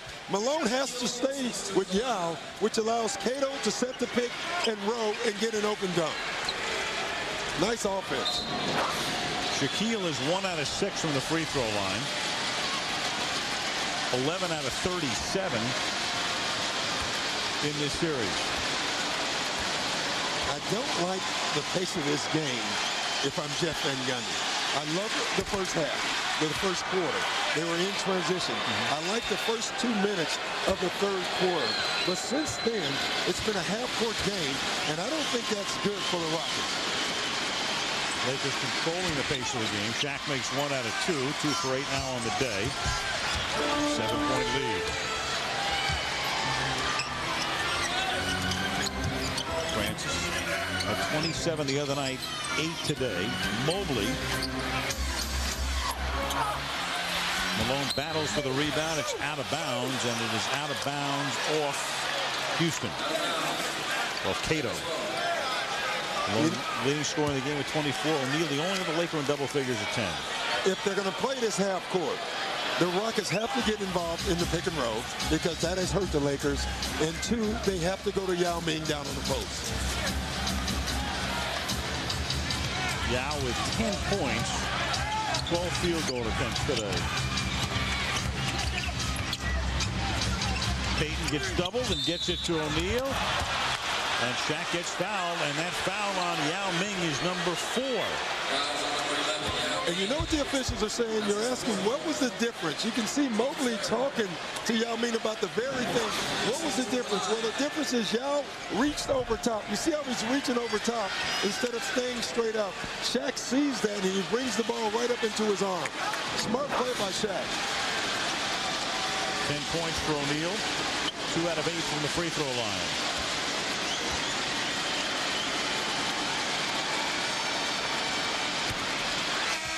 Makes the first next Sunday. More action. ABC. Our coverage of the playoffs will continue. First round game, NBA playoffs next Sunday on ABC. The home of the NBA Finals game, of course, to be determined. But the series have all of a sudden gotten a lot more interesting than they were earlier in the week as O'Neal misses that one. Yao is now out, and Taylor is in. Mo Taylor with Yao on the bench. Francis. And Payton looks around and says, you gotta be kidding me. Yeah, but they're going to need Francis to do that. Phil Jackson can't be happy with his defense in one way because no one saw the ball. He got all the way to the basket and watched Karl Malone and Shaq on the right side. By the time they noticed, he was already at the basket. If Jackson has had one disappointment this year, besides all the stuff that has happened with the Lakers, I would say it's been the Lakers' defense. You know, Karl Malone is a great defender. Kobe Bryant and Shaq are great defenders. And Gary Payton is called the glove. And you thought not only would they be better offensively, I thought they would be dominant defensively. And that's the one area that I think the Lakers and Jackson have been the most disappointing. I'd agree. And for Phil, it's been a season unlike any he possibly could have imagined. After the signings of the two guys, and then Bryant's legal mess, and all the injuries that have befallen this team, as Devin George pops one, and then he has a guy like George as the fifth Beatle earlier in the year, and then he has to make that change. He gets Fox back from an injury, but Rick, anything but 100%. Malone out half the year. Yeah, they've had it all. Francis. Looking for the foul instead of making the layup. He could have gone on the strong side of the basket. Instead, he went underneath to try to draw a foul from Shaq. Malone from Bryant. He's held in the lane by Jim Jackson. The Rockets better be very careful in this stretch. You can see this lead. This is not a Rocket fast break lead, or if you're watching the Mavericks or Sacramento, the lead can change 10 or 20 points in 2 minutes. This is a slow run right now by the Lakers, and this is exactly the way they want it.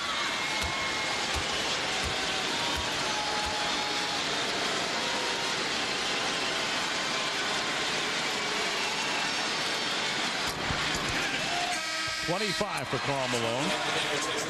Medvedenko comes into the game. Oh, I love the cat and mouse. Look at this. Shaq goes out, and Jeff Van Gundy brings Yao in because he now wants Yao to have a little bit of time on the floor with Shaq off the floor. I love the cat and mouse by the two coaches right now. So the 7-6 guy comes in for Houston as O'Neal leaves.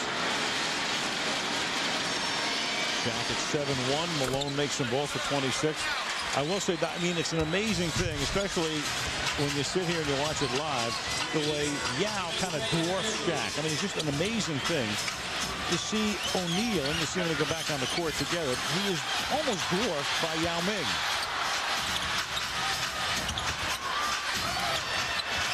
Mobley missed the three.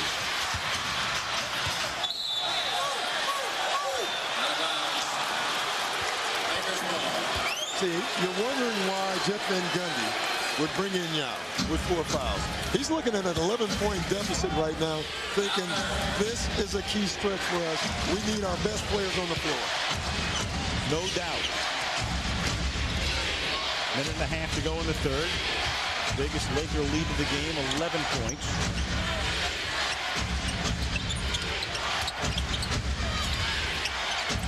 Medvedenko. George saved. Now Payton.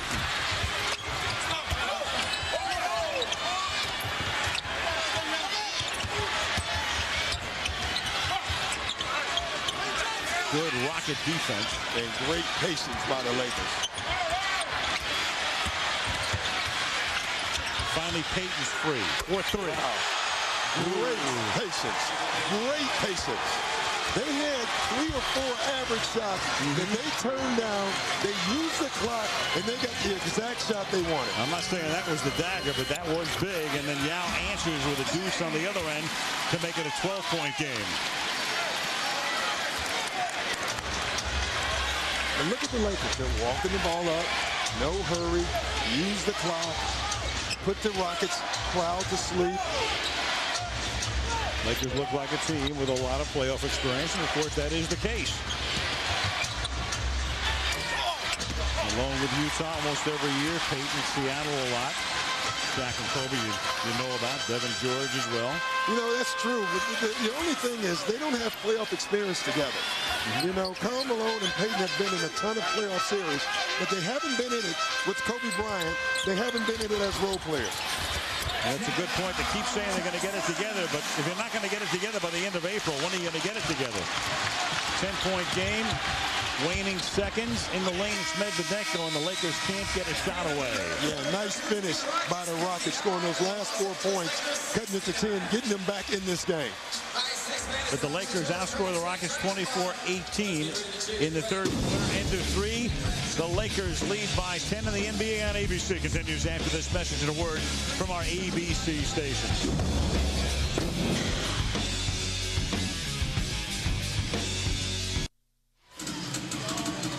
Back in Houston now, Michaels, Doc Rivers, Michelle Tafoya. Rockets led by 3 at the end of the first quarter. Then the Lakers assumed a 4-point lead.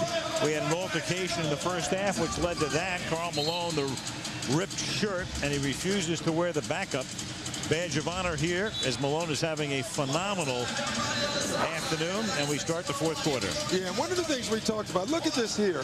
Double teaming Kobe and Shaq without the ball, forcing the other guys to take shots here. Here's another one. They double team Shaq. Karl Malone steps up. Karl Malone will get the shot, doesn't make it. Jeff Van Gundy has decided you're going to get these shots, other guys. Another double team here with Kobe, but look what it leads to here. You'll see Gary Payton replace, get to the spot, and make a 3.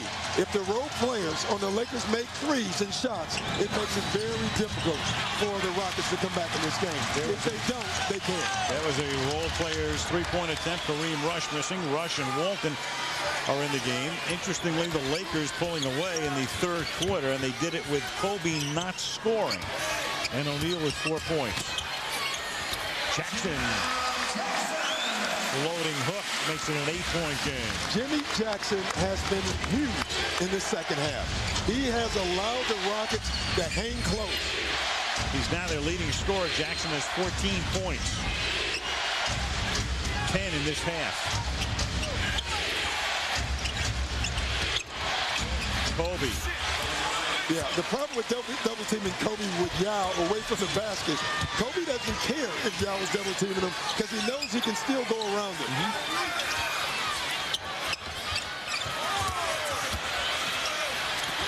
Yao tries to get free, flings up a left-hander that doesn't go, but gets fouled. Now here's this double team, and this is what we're talking about. Look at Jeff Van Gundy. Come, double. Yao doubles. The problem is Kobe's looking at Yao and thinking, that doesn't matter. I'm still quicker than you. And Jeff is thinking, come on, Yao, move your feet. Van Gundy, as he's prone to do, out on the court.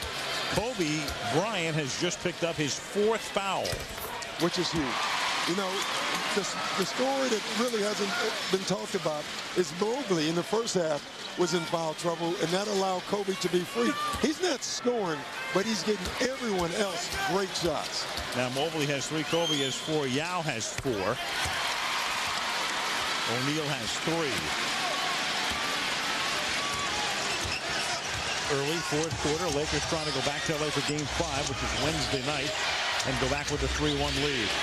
Houston trying to secure a 6th game as O'Neal jams it in and gets fouled. Another one, in my opinion, that Yao Ming has to allow. Once Shaq gets it above his waist, you are not going to stop him from getting it to the basket when he's that deep. Yao Ming should have backed off and allowed him to have that dunk.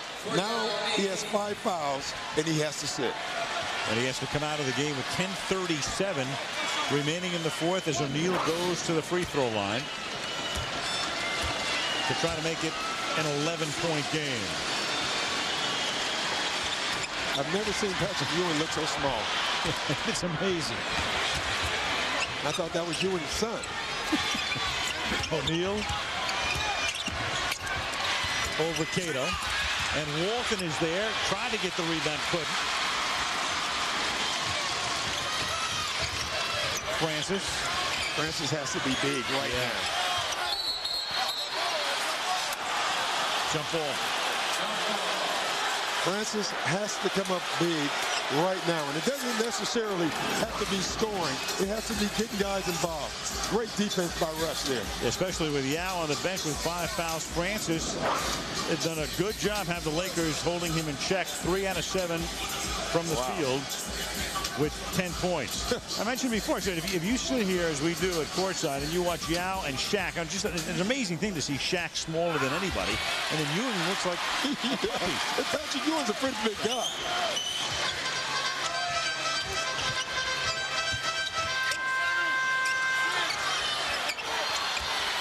Taylor. One thing is a constant for the Lakers in this series. Gary Payton is on the bench in the fourth quarter. I wouldn't be surprised, though, in this game that you see him because of the new lineup that they tried for a while. I think you will see him some, unless this unit plays well. One thing that Phil Jackson does, if the unit is playing well, he doesn't care if Kobe and Shaq's on the bench. He tends to stick with it. Payton hasn't played a second. Free as Walton comes in the back door and then can't make the lay-in. Yeah, he saw Cato.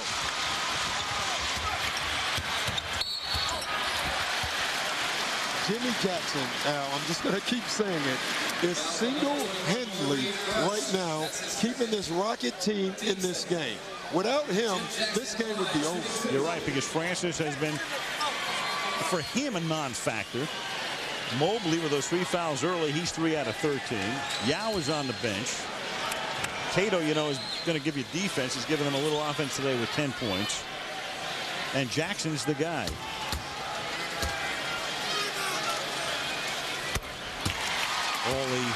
An all-access look at the NBA playoffs. Tune into the NBA TV playoff show Destination Finals every weeknight on NBA television.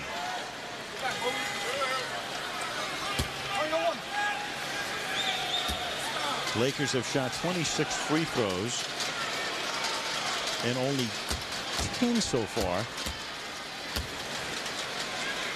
for Houston.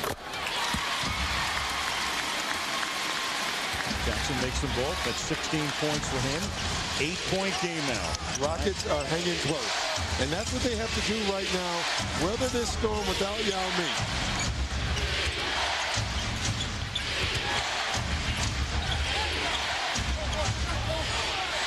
Bryant feeds Walton. Rejected.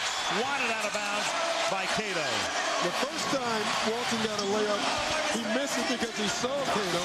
This time, he should have seen him because Cato's right there and gets a great block. And Cato's had a terrific game. That's going to give the Lakers only 4 seconds on the shot clock when they inbound it.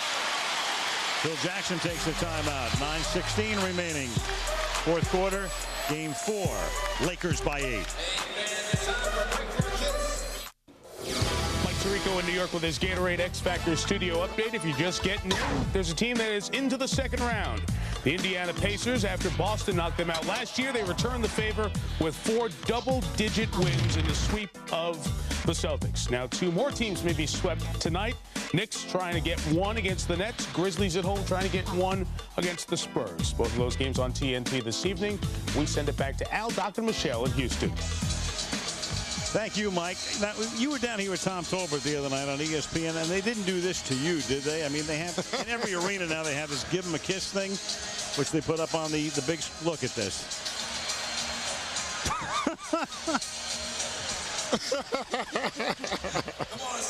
Anything to keep you from going back to coaching next year. I don't know how that might send me. That's right. I'm going right to the golf course. Full retirement. You're right. Here's Derek Fisher. They had 4 seconds to get the shot off the top of the backboard. And now it's an 8-point game, and Houston has the ball. And a chance to get right back in this game with Yao Ming sitting on the bench. This is huge for the Rockets if they can score. Walton comes out to take Mobley out to midcourt. 10 on the clock. Taylor in the lane to Cato, and the foul, I believe, before the shot. Foul is on Fisher. Well, Fisher raised his hand. Yeah, you're right. Kobe was standing there, and pretty smart play. They did not want Kobe to pick up that 5th foul. They're going to call it a shooting foul. Foul is on Fisher. You can see, and I couldn't see who it was really on. Yeah. It was on Fisher, so it was a great call.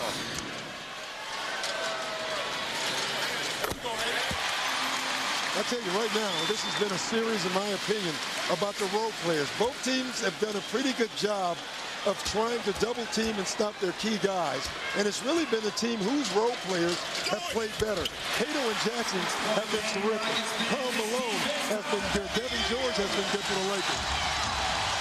You saw the graphic when he took the foul shot about what it means to be up 3-1. In the history of the NBA playoffs, teams with a 3-1 lead are 143-7 in that series.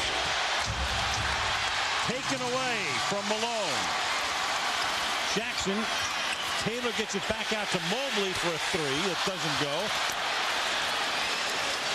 Yeah, unfortunately, Al, I'm one of those 7. Oh, yeah. I didn't want to bring that up, Doc. Well, thanks. Jeff Van Gundy is too, you know. Yes.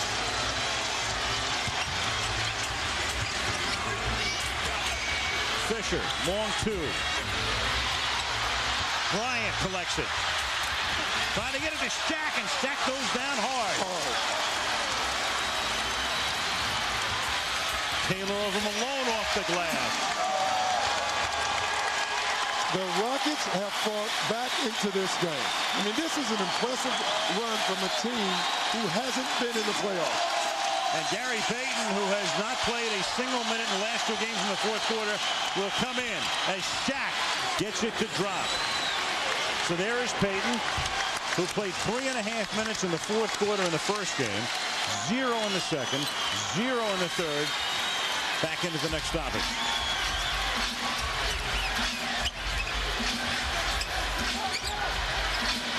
Taylor is free. O'Neal collects it. 11 rebounds for Shaquille. Bryant. Oh, boy. Wow. How many guys can do that? You know, Jeff Van Gundy told me something interesting before the game.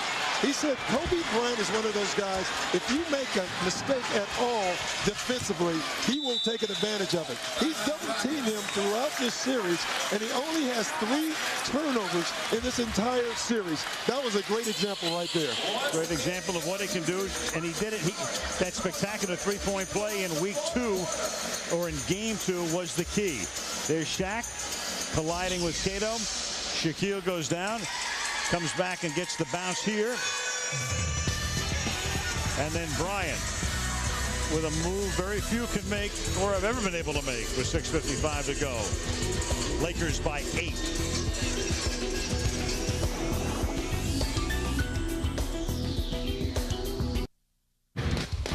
The NBA on ABC, brought to you by the day after tomorrow, when it's all on the line. Play like there's no tomorrow. Kia Motors. Kia, make every mile count. And Miller. Vote Miller for President of Beers. Good call. In Houston, here's today's All-State Good Hands play. Well, Al, we talked about Shaquille O'Neal and his great hands. That's a heck of a catch by him. If he played football, where would he play? Well, tight end is the obvious spot. He might be a wideout. Here we watch Kobe split the double team, take the hit, make the shot, and what do you get when you make that shot when you're coming back to the bench? High five and Phil Jackson. Phil peeved about maybe a prior play? Yeah, I think it was, and I don't know what it was. I think it was a lob, but I'm not sure. Francis. And now Francis says, let me hear it. Well, the reason they haven't been hearing it too much is that Steve's been pretty quiet. Yeah, he has been quiet, but he has to be big here. 6.5 to go. Gary Payton is in the game.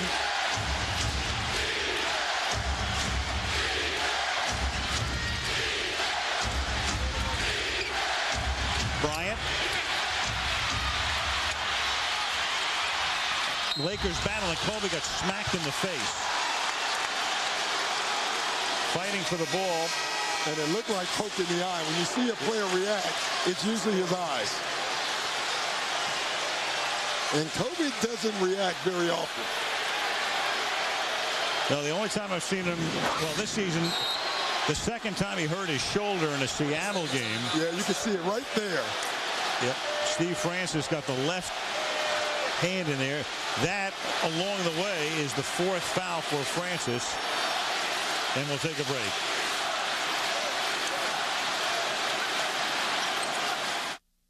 With this computer, you can even edit and burn home movies on DVD. That'll be great for the stuff we'll shoot on vacation. Mm-hmm. Oh, where are you going? Rafting. That's it, Larry. Good job, buddy.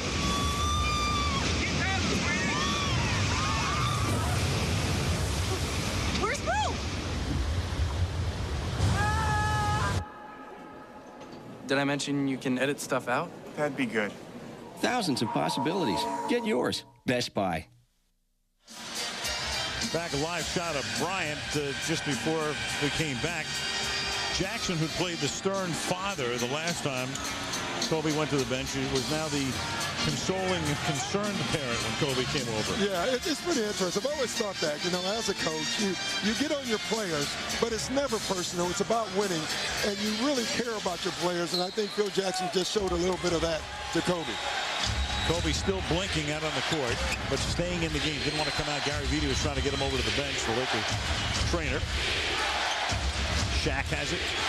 Throws it underneath and off Malone. Wow. And once again, they left Malone, and Malone got to a spot under the basket where it was wide open, and Shaq couldn't see it. Only the 7th turnover for the Lakers today. I tell you, you're Phil Jackson. You're not happy with this game because they've had chances to take them out. Now it's a 2-point game, and this game can go either way now. Steve Francis making it 77-73. That's 14 for him. It's the Rockets with the momentum. Kobe, way long.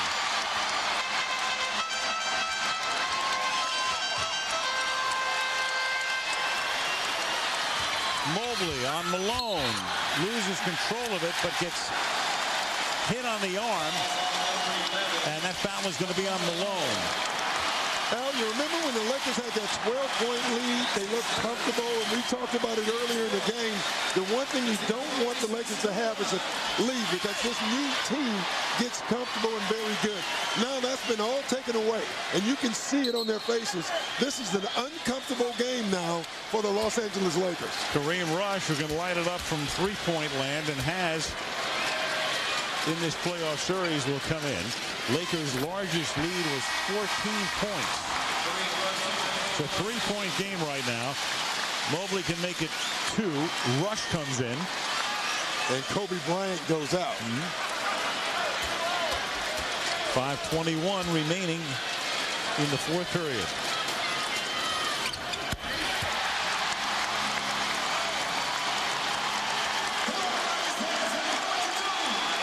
Mobley with 10.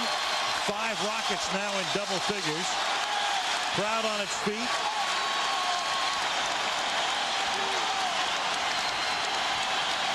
Rush.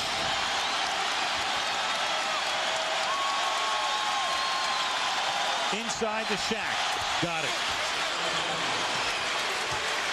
Momentarily silencing the crowd. 79-75. Inside 5 minutes. Taylor. Payton's going to try to take the blame for the foul, but they're going to call it on Shaq. The foul is on Shaquille. And that's a huge bucket there by Shaquille O'Neal. And great drive by Taylor, forcing the contact and getting the foul on Shaquille O'Neal. 4 fouls now on Shaquille O'Neal. This is reminiscent, Doc, of a game we did on Christmas in L.A. when the Rockets came from behind, and they did it with Yao on the bench. Yeah, and Jeff Van Gundy has done that a lot this year. You know, he's another guy. He looked at his team. They're playing well right now, so he's going to stay with the unit that's playing well right now instead of trying to upset it by bringing a guy in, even if he is Yao Ming. Meanwhile, the Lakers still with Bryant on the bench as Payton drives the lane, floats one home. Yeah, and the tough part of that was Taylor could not come to help because there was nobody to help him on Shaq.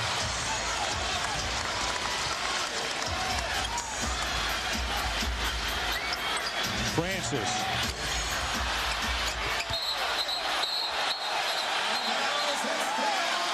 and they're going to say it's off the Lakers. And another play called by Cato. You know, he will get no stat number in that play, but Cato is responsible right here for the Rockets getting the ball back with his hustle.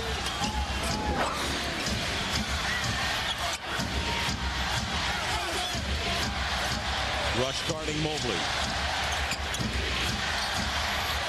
Uncontested two is no good by Taylor, and Malone gets the board. Yeah, but about a step outside of Taylor's range. You know, that's the Lakers would take that shot from that distance. Malone now has 10 rebounds to go with his 26 points, 20 of which came in the first half, and it's a kicked ball.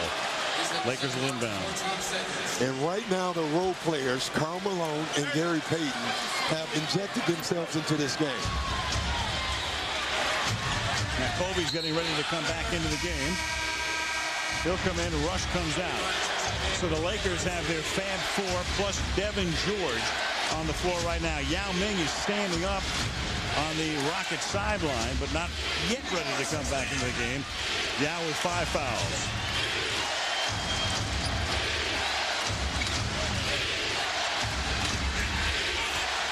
Bryant.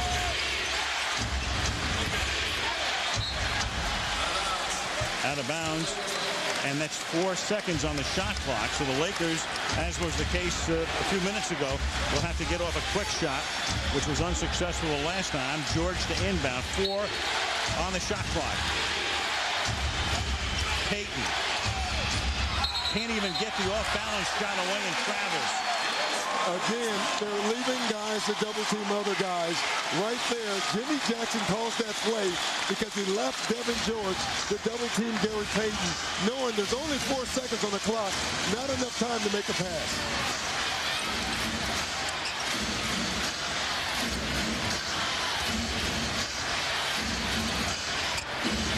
Francis.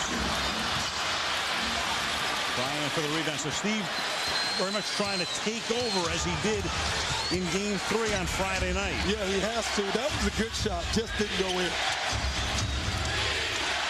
Bryant gets doubled. George works it inside to Shaq. Short. Cato gets the rebound. Rockets are hanging around. 3 minutes to play. O'Neal comes all the way out to defense Mobley, and then as Malone starts down the floor, there's a foul. You know, I was struck by the closeout speed on Karl Malone. That ball was bouncing on the floor. Taylor and Malone were in the same spots as far as distance, and Karl Malone gets to the ball. Watch this deflection. You see them both there. Karl Malone gets there first.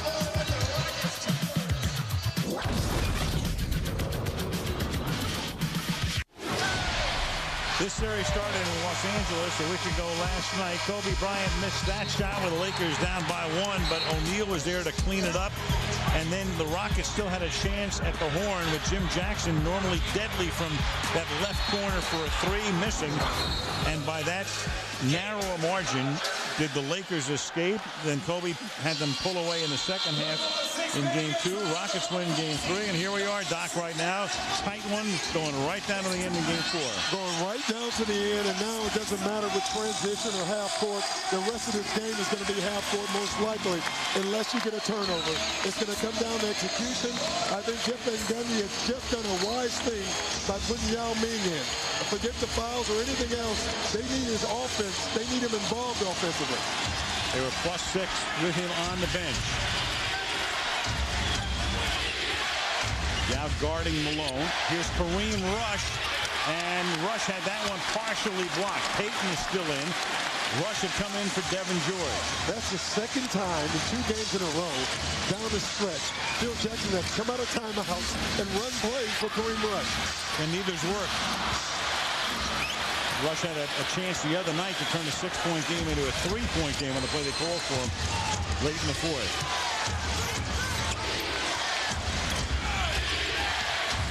Payton, it'll fall away. O'Neal can't grab the board. Instead, Jackson comes away with it. Jim Jackson has 17 rebounds, his career high either regular season or postseason. Yao gets it back.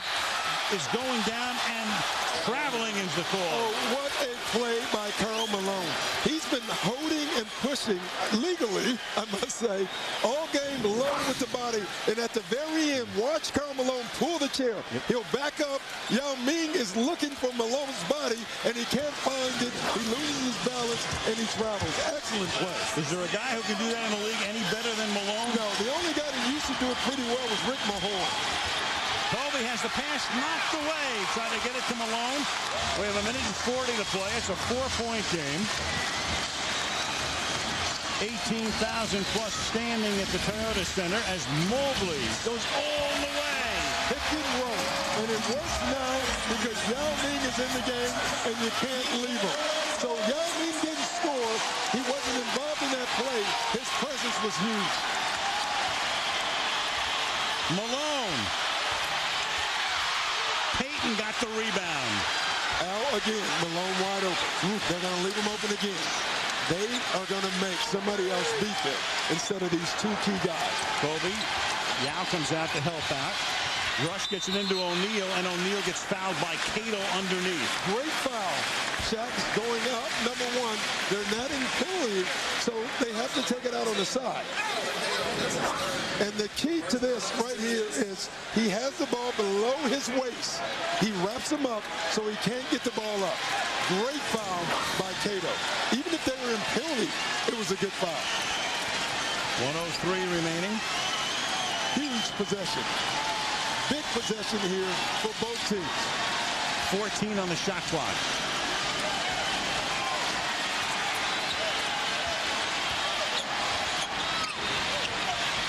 Six on the clock. Bryant's got to put it up. Under 50. 2-point game. Francis. He's inside the arc. Ties it.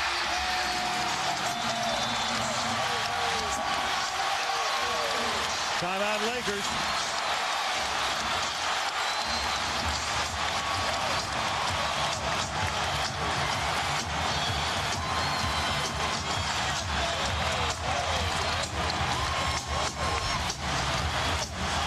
Steve Francis with 16 and the one that ties. 81-81.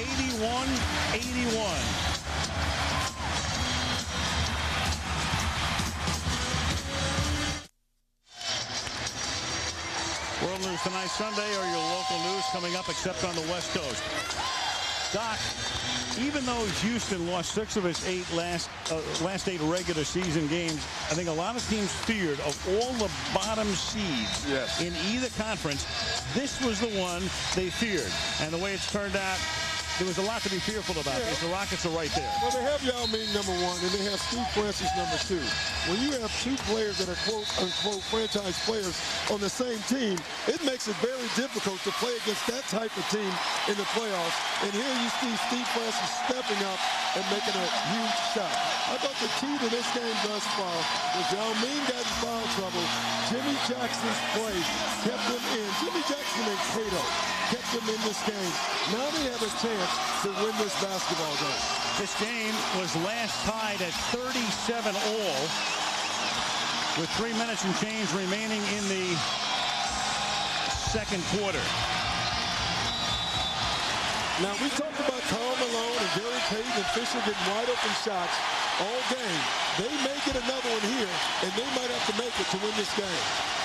Bryant circles, floats one, doesn't get the bounce. The shot clock is on. There's about a 3-second differential. Good no timeout by Van Gundy. He's going for the last shot. Francis way short, but Cato gets the rebound. We're under 4. And that's another air ball thrown up by Jackson with 0.4 of a second remaining. And now Joey Crawford will go over. The Rockets are contending there should be...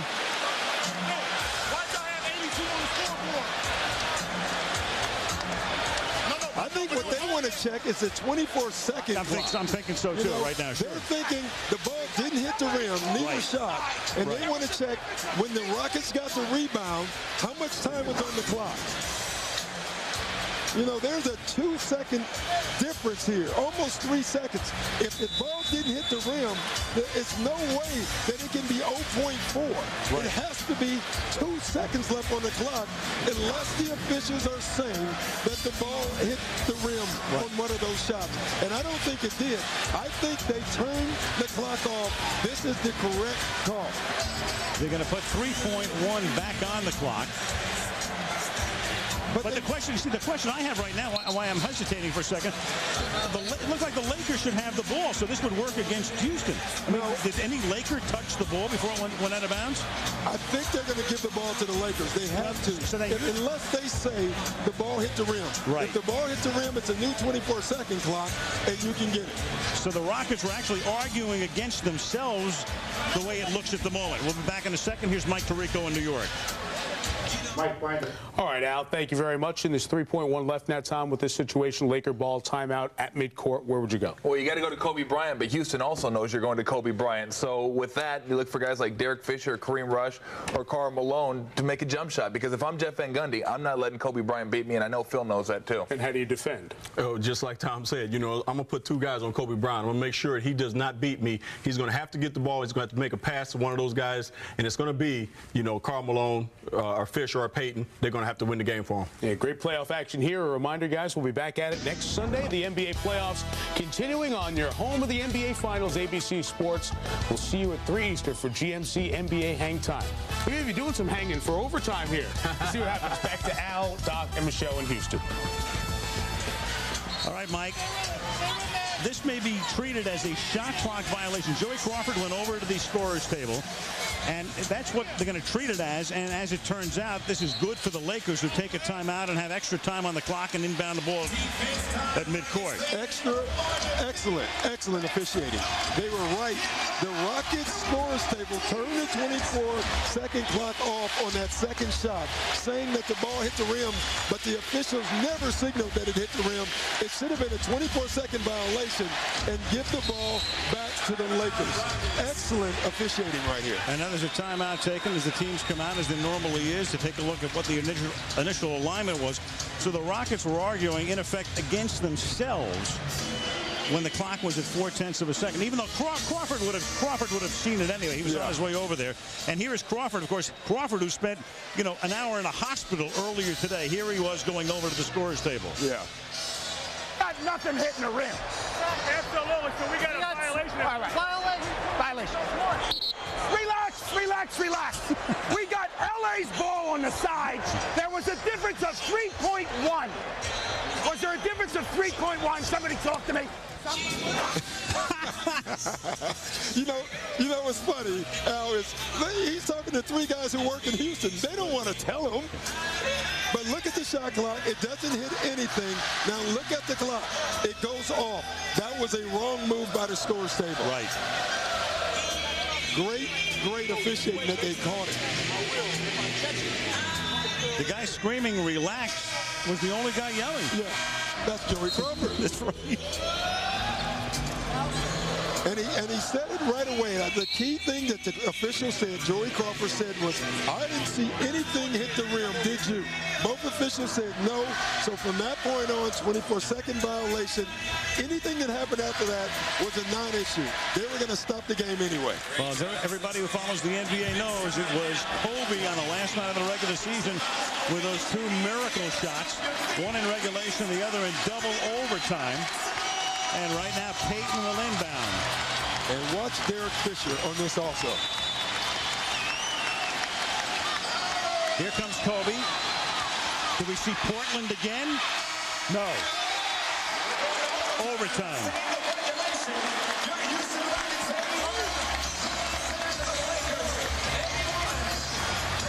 Game 4. What a beauty.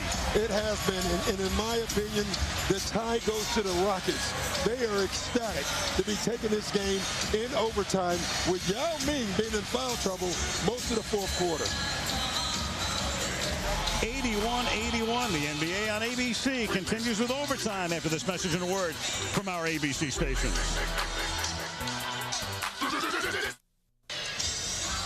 Coming up next again, World News Tonight Sunday, or your local news except on the West Coast.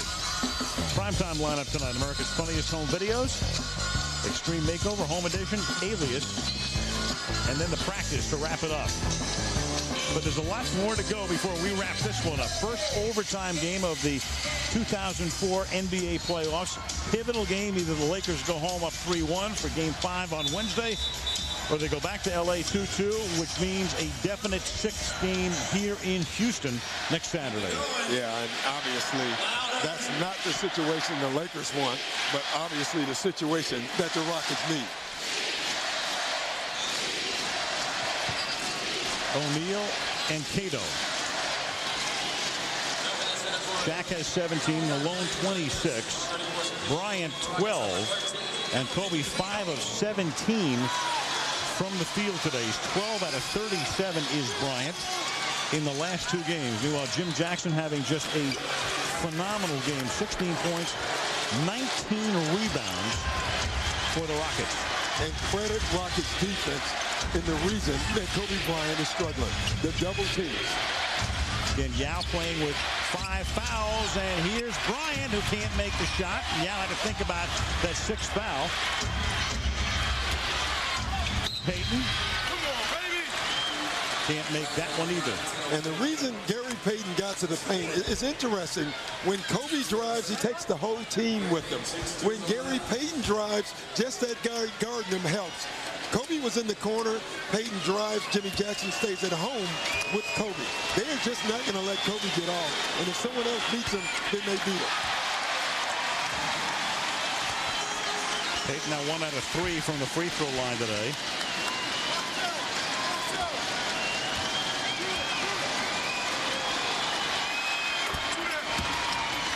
And the Lakers are up by 1.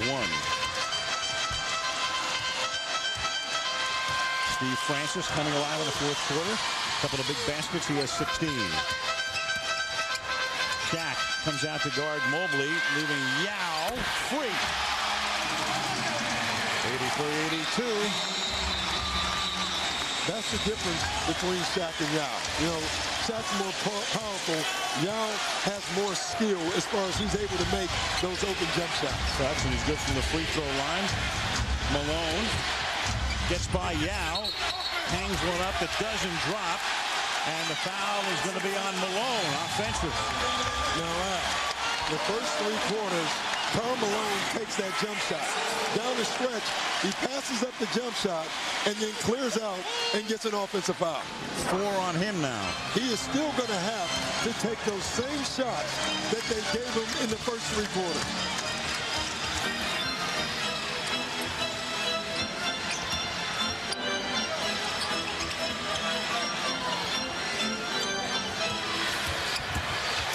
Francis. Jackson. Francis' shot doesn't go, but the putback does. Will it count? No.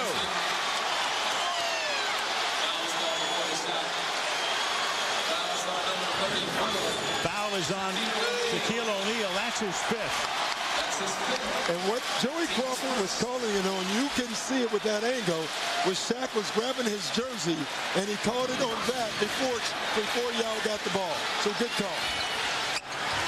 Non-shooting foul. Mobley now. Mobley going to the hoop. 85-82, Houston. I think they believe that. Bryant gets fouled. Who's the foul on here?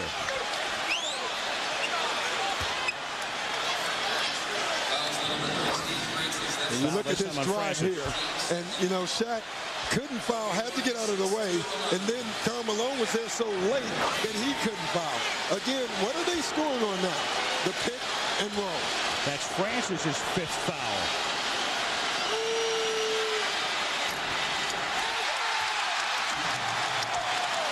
See, all this is a result of the Jeff Van Gundy and the Rockets double teams, even the free throws.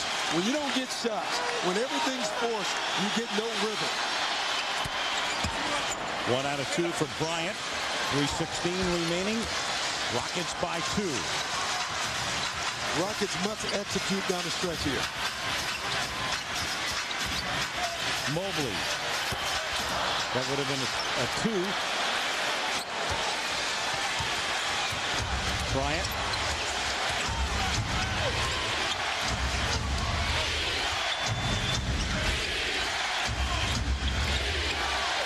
Kobe with Yao coming out to double him. Now Fisher throws it up. Rockets take it away. Stevie Francis with the tough D. 2.5 to go in overtime.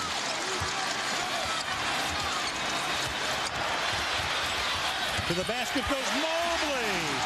Pick and roll.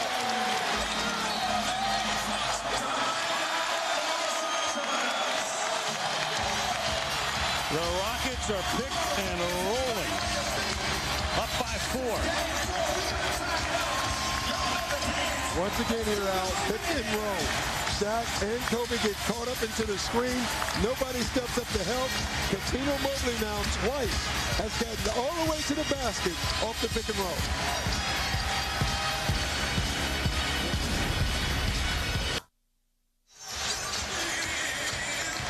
.221 remaining in overtime. We were tied at 81 at the end of regulation. The Rockets have outscored the Lakers 6-2. Yao with 5 fouls. Francis with 5 fouls. O'Neal with 5 fouls. And Al, to start this game, we said the Lakers had to do 2 things. 1, get back in transition, and 2, defend the pick and roll. And in this overtime thus far, the Rockets have scored every bucket by running the pick and roll. Another timeout taken here, and there's no reason to think they'll stop. Back in a moment.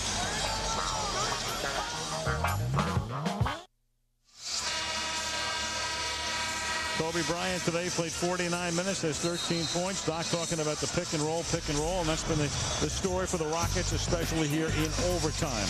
It really has. This first pick and roll was set by Yao Ming. He gets the wide open jump shot. Nobody rotates. The second one, Cuttino Mobley splits, gets all the way to the basket. The third one, Cuttino Mobley comes off, gets all the way to the basket. Nobody rotated on the first one. No one stepped up on the next 2. 6 points for the Rockets in overtime.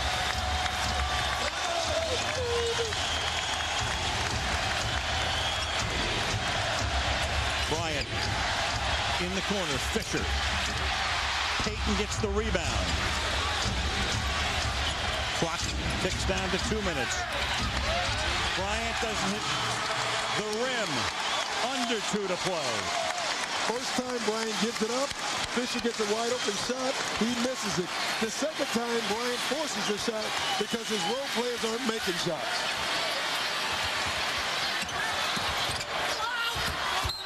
Underneath. It's out of bounds to the Rockets with 6 ticks left on the 24. Rockets take a 22nd timeout here. Doc, we're heading at the moment for a best-of-3 series. Yeah, and that's exactly the way the Rockets want it. And if the Rockets pull this off, we do have a series. And you will no longer hear that the Lakers say, well, we're not concerned. Because if they lose this game, they better be concerned. I think they were concerned coming into the game. Again, it's a lot of whistling in the dark. All year long, the Lakers, no matter what was going on, no matter how many travails there were in any period of time, we're going to be all right. It'll be okay. You know, but if you listen to the rest of the NBA, Al, everyone else in the NBA, player-wise, is saying, we don't care about their names. They still have to lace them up and play. And when you watch the Rockets, they're carrying that out. You can see they don't care who these guys are. They're going to come out and play, and they're playing very well. They carry even less now than they did coming back on Tuesday after the Monday night game. 6 seconds left on the 24.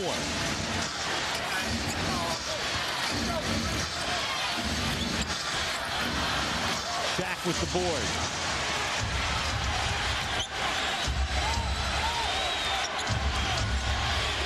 Payton.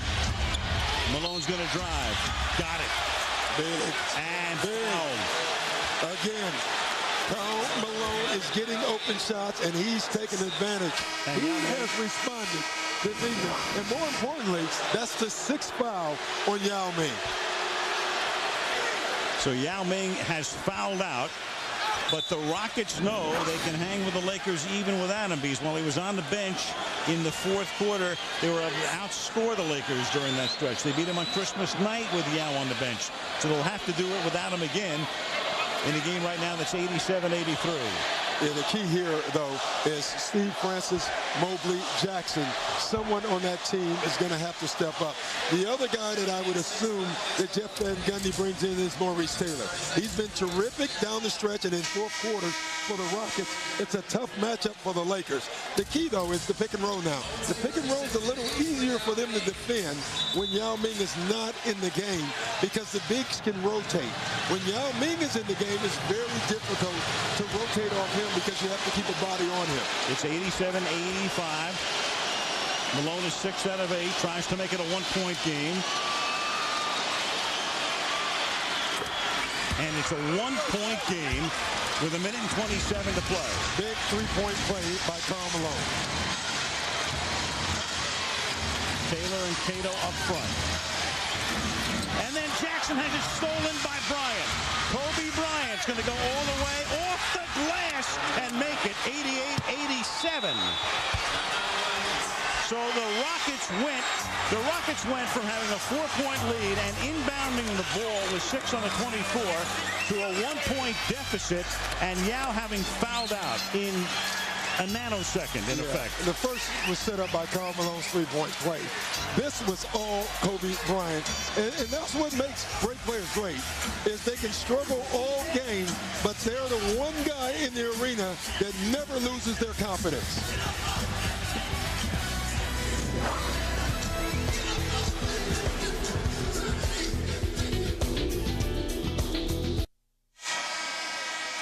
Next Sunday, more coverage of the NBA playoffs on ABC. Don't know what the game will be yet, but you'll find it right here at 3 o'clock Eastern and 12 Pacific. Doc, I don't care what the sport is.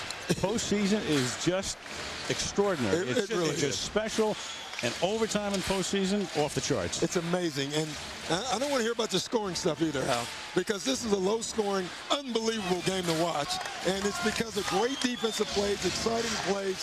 And you look at the Lakers right now, with 10 seconds looked dead in the water ago, yet they have that heart of a champion. Them and San Antonio are those 2 teams that you can never count out. It took them literally 15 seconds to erase the 4-point deficit, take a 1-point lead. Francis bumps into Fisher, and they're going to call the foul on Derek Fisher. Yeah, and that's a tough call, because he lost the ball.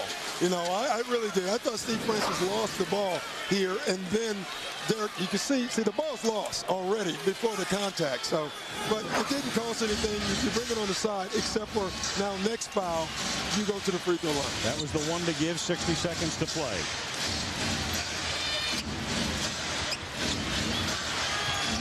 Francis. And Fisher tries to take that one away and got him, so that one will send Steve to the free throw line. Yeah, and that one it would have anyway. So even if he didn't commit the first one, where I thought was not a good one, this was a shooting foul anyway, so Francis still goes to the line. Yeah, that's a good call. The Rockets are 15 out of 17 from the free throw line. The Lakers are 17 out of 31 from the line. So the Lakers have been to the line a lot more. But part of the problem, of course, Shaq, 3 out of 11. And they've missed 14. The Rockets have missed 2 for the lead. No. And the rebound pulled down by Malone. Spectacular game for Karl. Offensively, defensively, 29 points. That big three-pointer. 11 rebounds for him. Bryant now all the way. Bryant slings it up, gets the bounce. The first time, Al, the first time in this game, the Rockets did not send a double team. And I guarantee you it was a mistake. No double team. You can see Francis late here. Taylor late. Kobe gets all the way to the basket for a three-point opportunity. I guarantee you that was miscommunication by someone on the Rockets not to come and get the ball out of Kobe's hands. Kobe just smells it when he goes to the basket, makes a three-point play out of it with under 40 to go. Kobe has 6 points in overtime. Francis nearly lost the ball and does because he has to save it at the end line, and the Lakers come back the other way. Jeff Van Gundy is not going to foul here because he will still have 7 seconds left. But the key is then they would have to make a three. They have to make a three, and they have to make sure the Lakers don't make anything here. Kobe's got the ball. Bryant swings it out to Fisher. He puts it up with the shot clock, and Malone gets the rebound. It would figure Malone again, naturally. Karl Malone. Wow. 13 rebounds, 29 points, 47 minutes, 40 years old, torn jersey. Unbelievable. Karl Malone has been absolutely unbelievable in this game. Francis is just fouled out. Gets a 6-foul. I mean, unbelievable he's been. He's been the quickest guy to the ball most of the game. It's one thing that he gets open shots. It's another thing that the 40-year-old player on the court is the quickest guy to react to balls the entire game. He's been amazing. Well, that'll be a scene if the Lakers go all the way. You're going to see that shot a lot. Malone with the jersey, and again, they do carry backup jerseys. He just refused. That all came as part of an altercation with Bosjan Nakbar in the first half. He picked up a technical during that period of time. He had 20 points in the half. And this is a guy who, of course, missed half the season with a knee injury. He really hasn't been totally healthy. He's been limping during practice. Yeah. He's walking around. He came in. He's anything but 100%. I think it was the best break of his life. Now, having said all this, he still has to make one of these free throws. And he's had a history. Karl Malone, if he makes this one, has just become the oldest player to score 30 points in a playoff game. Wow. And I'll tell you what, you know, knowing the marketing in this country right now, in all of these outlets tomorrow, you're going to see Malone jerseys with tears in them. I mean, they don't miss an opportunity to exploit anything. Jeans with holes in them, Malone jerseys with tears. And the Rockets take a timeout. 92-88. The boys in New York. What you think, guys?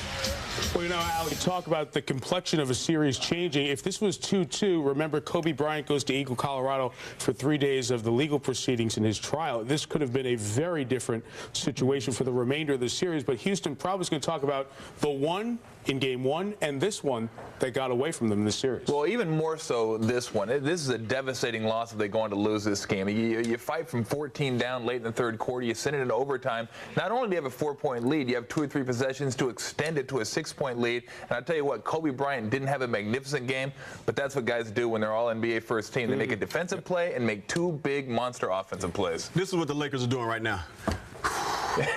Because this was a big sigh of relief for them to get this win and to come back to win the game the way they did. And you talk about their role players, and it's hard to look at Karl Malone and Gary Payton as role players, but that's what they are on this team. And today they came with it and had a great game. Hats off to Karl Malone. All the big guys did something at a big time. The Lakers almost blew a 10-point lead, which they only did in 1987 to the Warriors in the playoffs starting the fourth quarter. But it looks like, Al, that will not be the case. Back to you. All right, guys. Doc, I think Byron Scott summed it up perfectly. I mean, that's Waiting to Exhale should be the name of this movie. Yeah, it's no doubt. But, you know, Jeff Van Gundy talked about Rocket turnovers all season. For Game 1, they had a ton of them.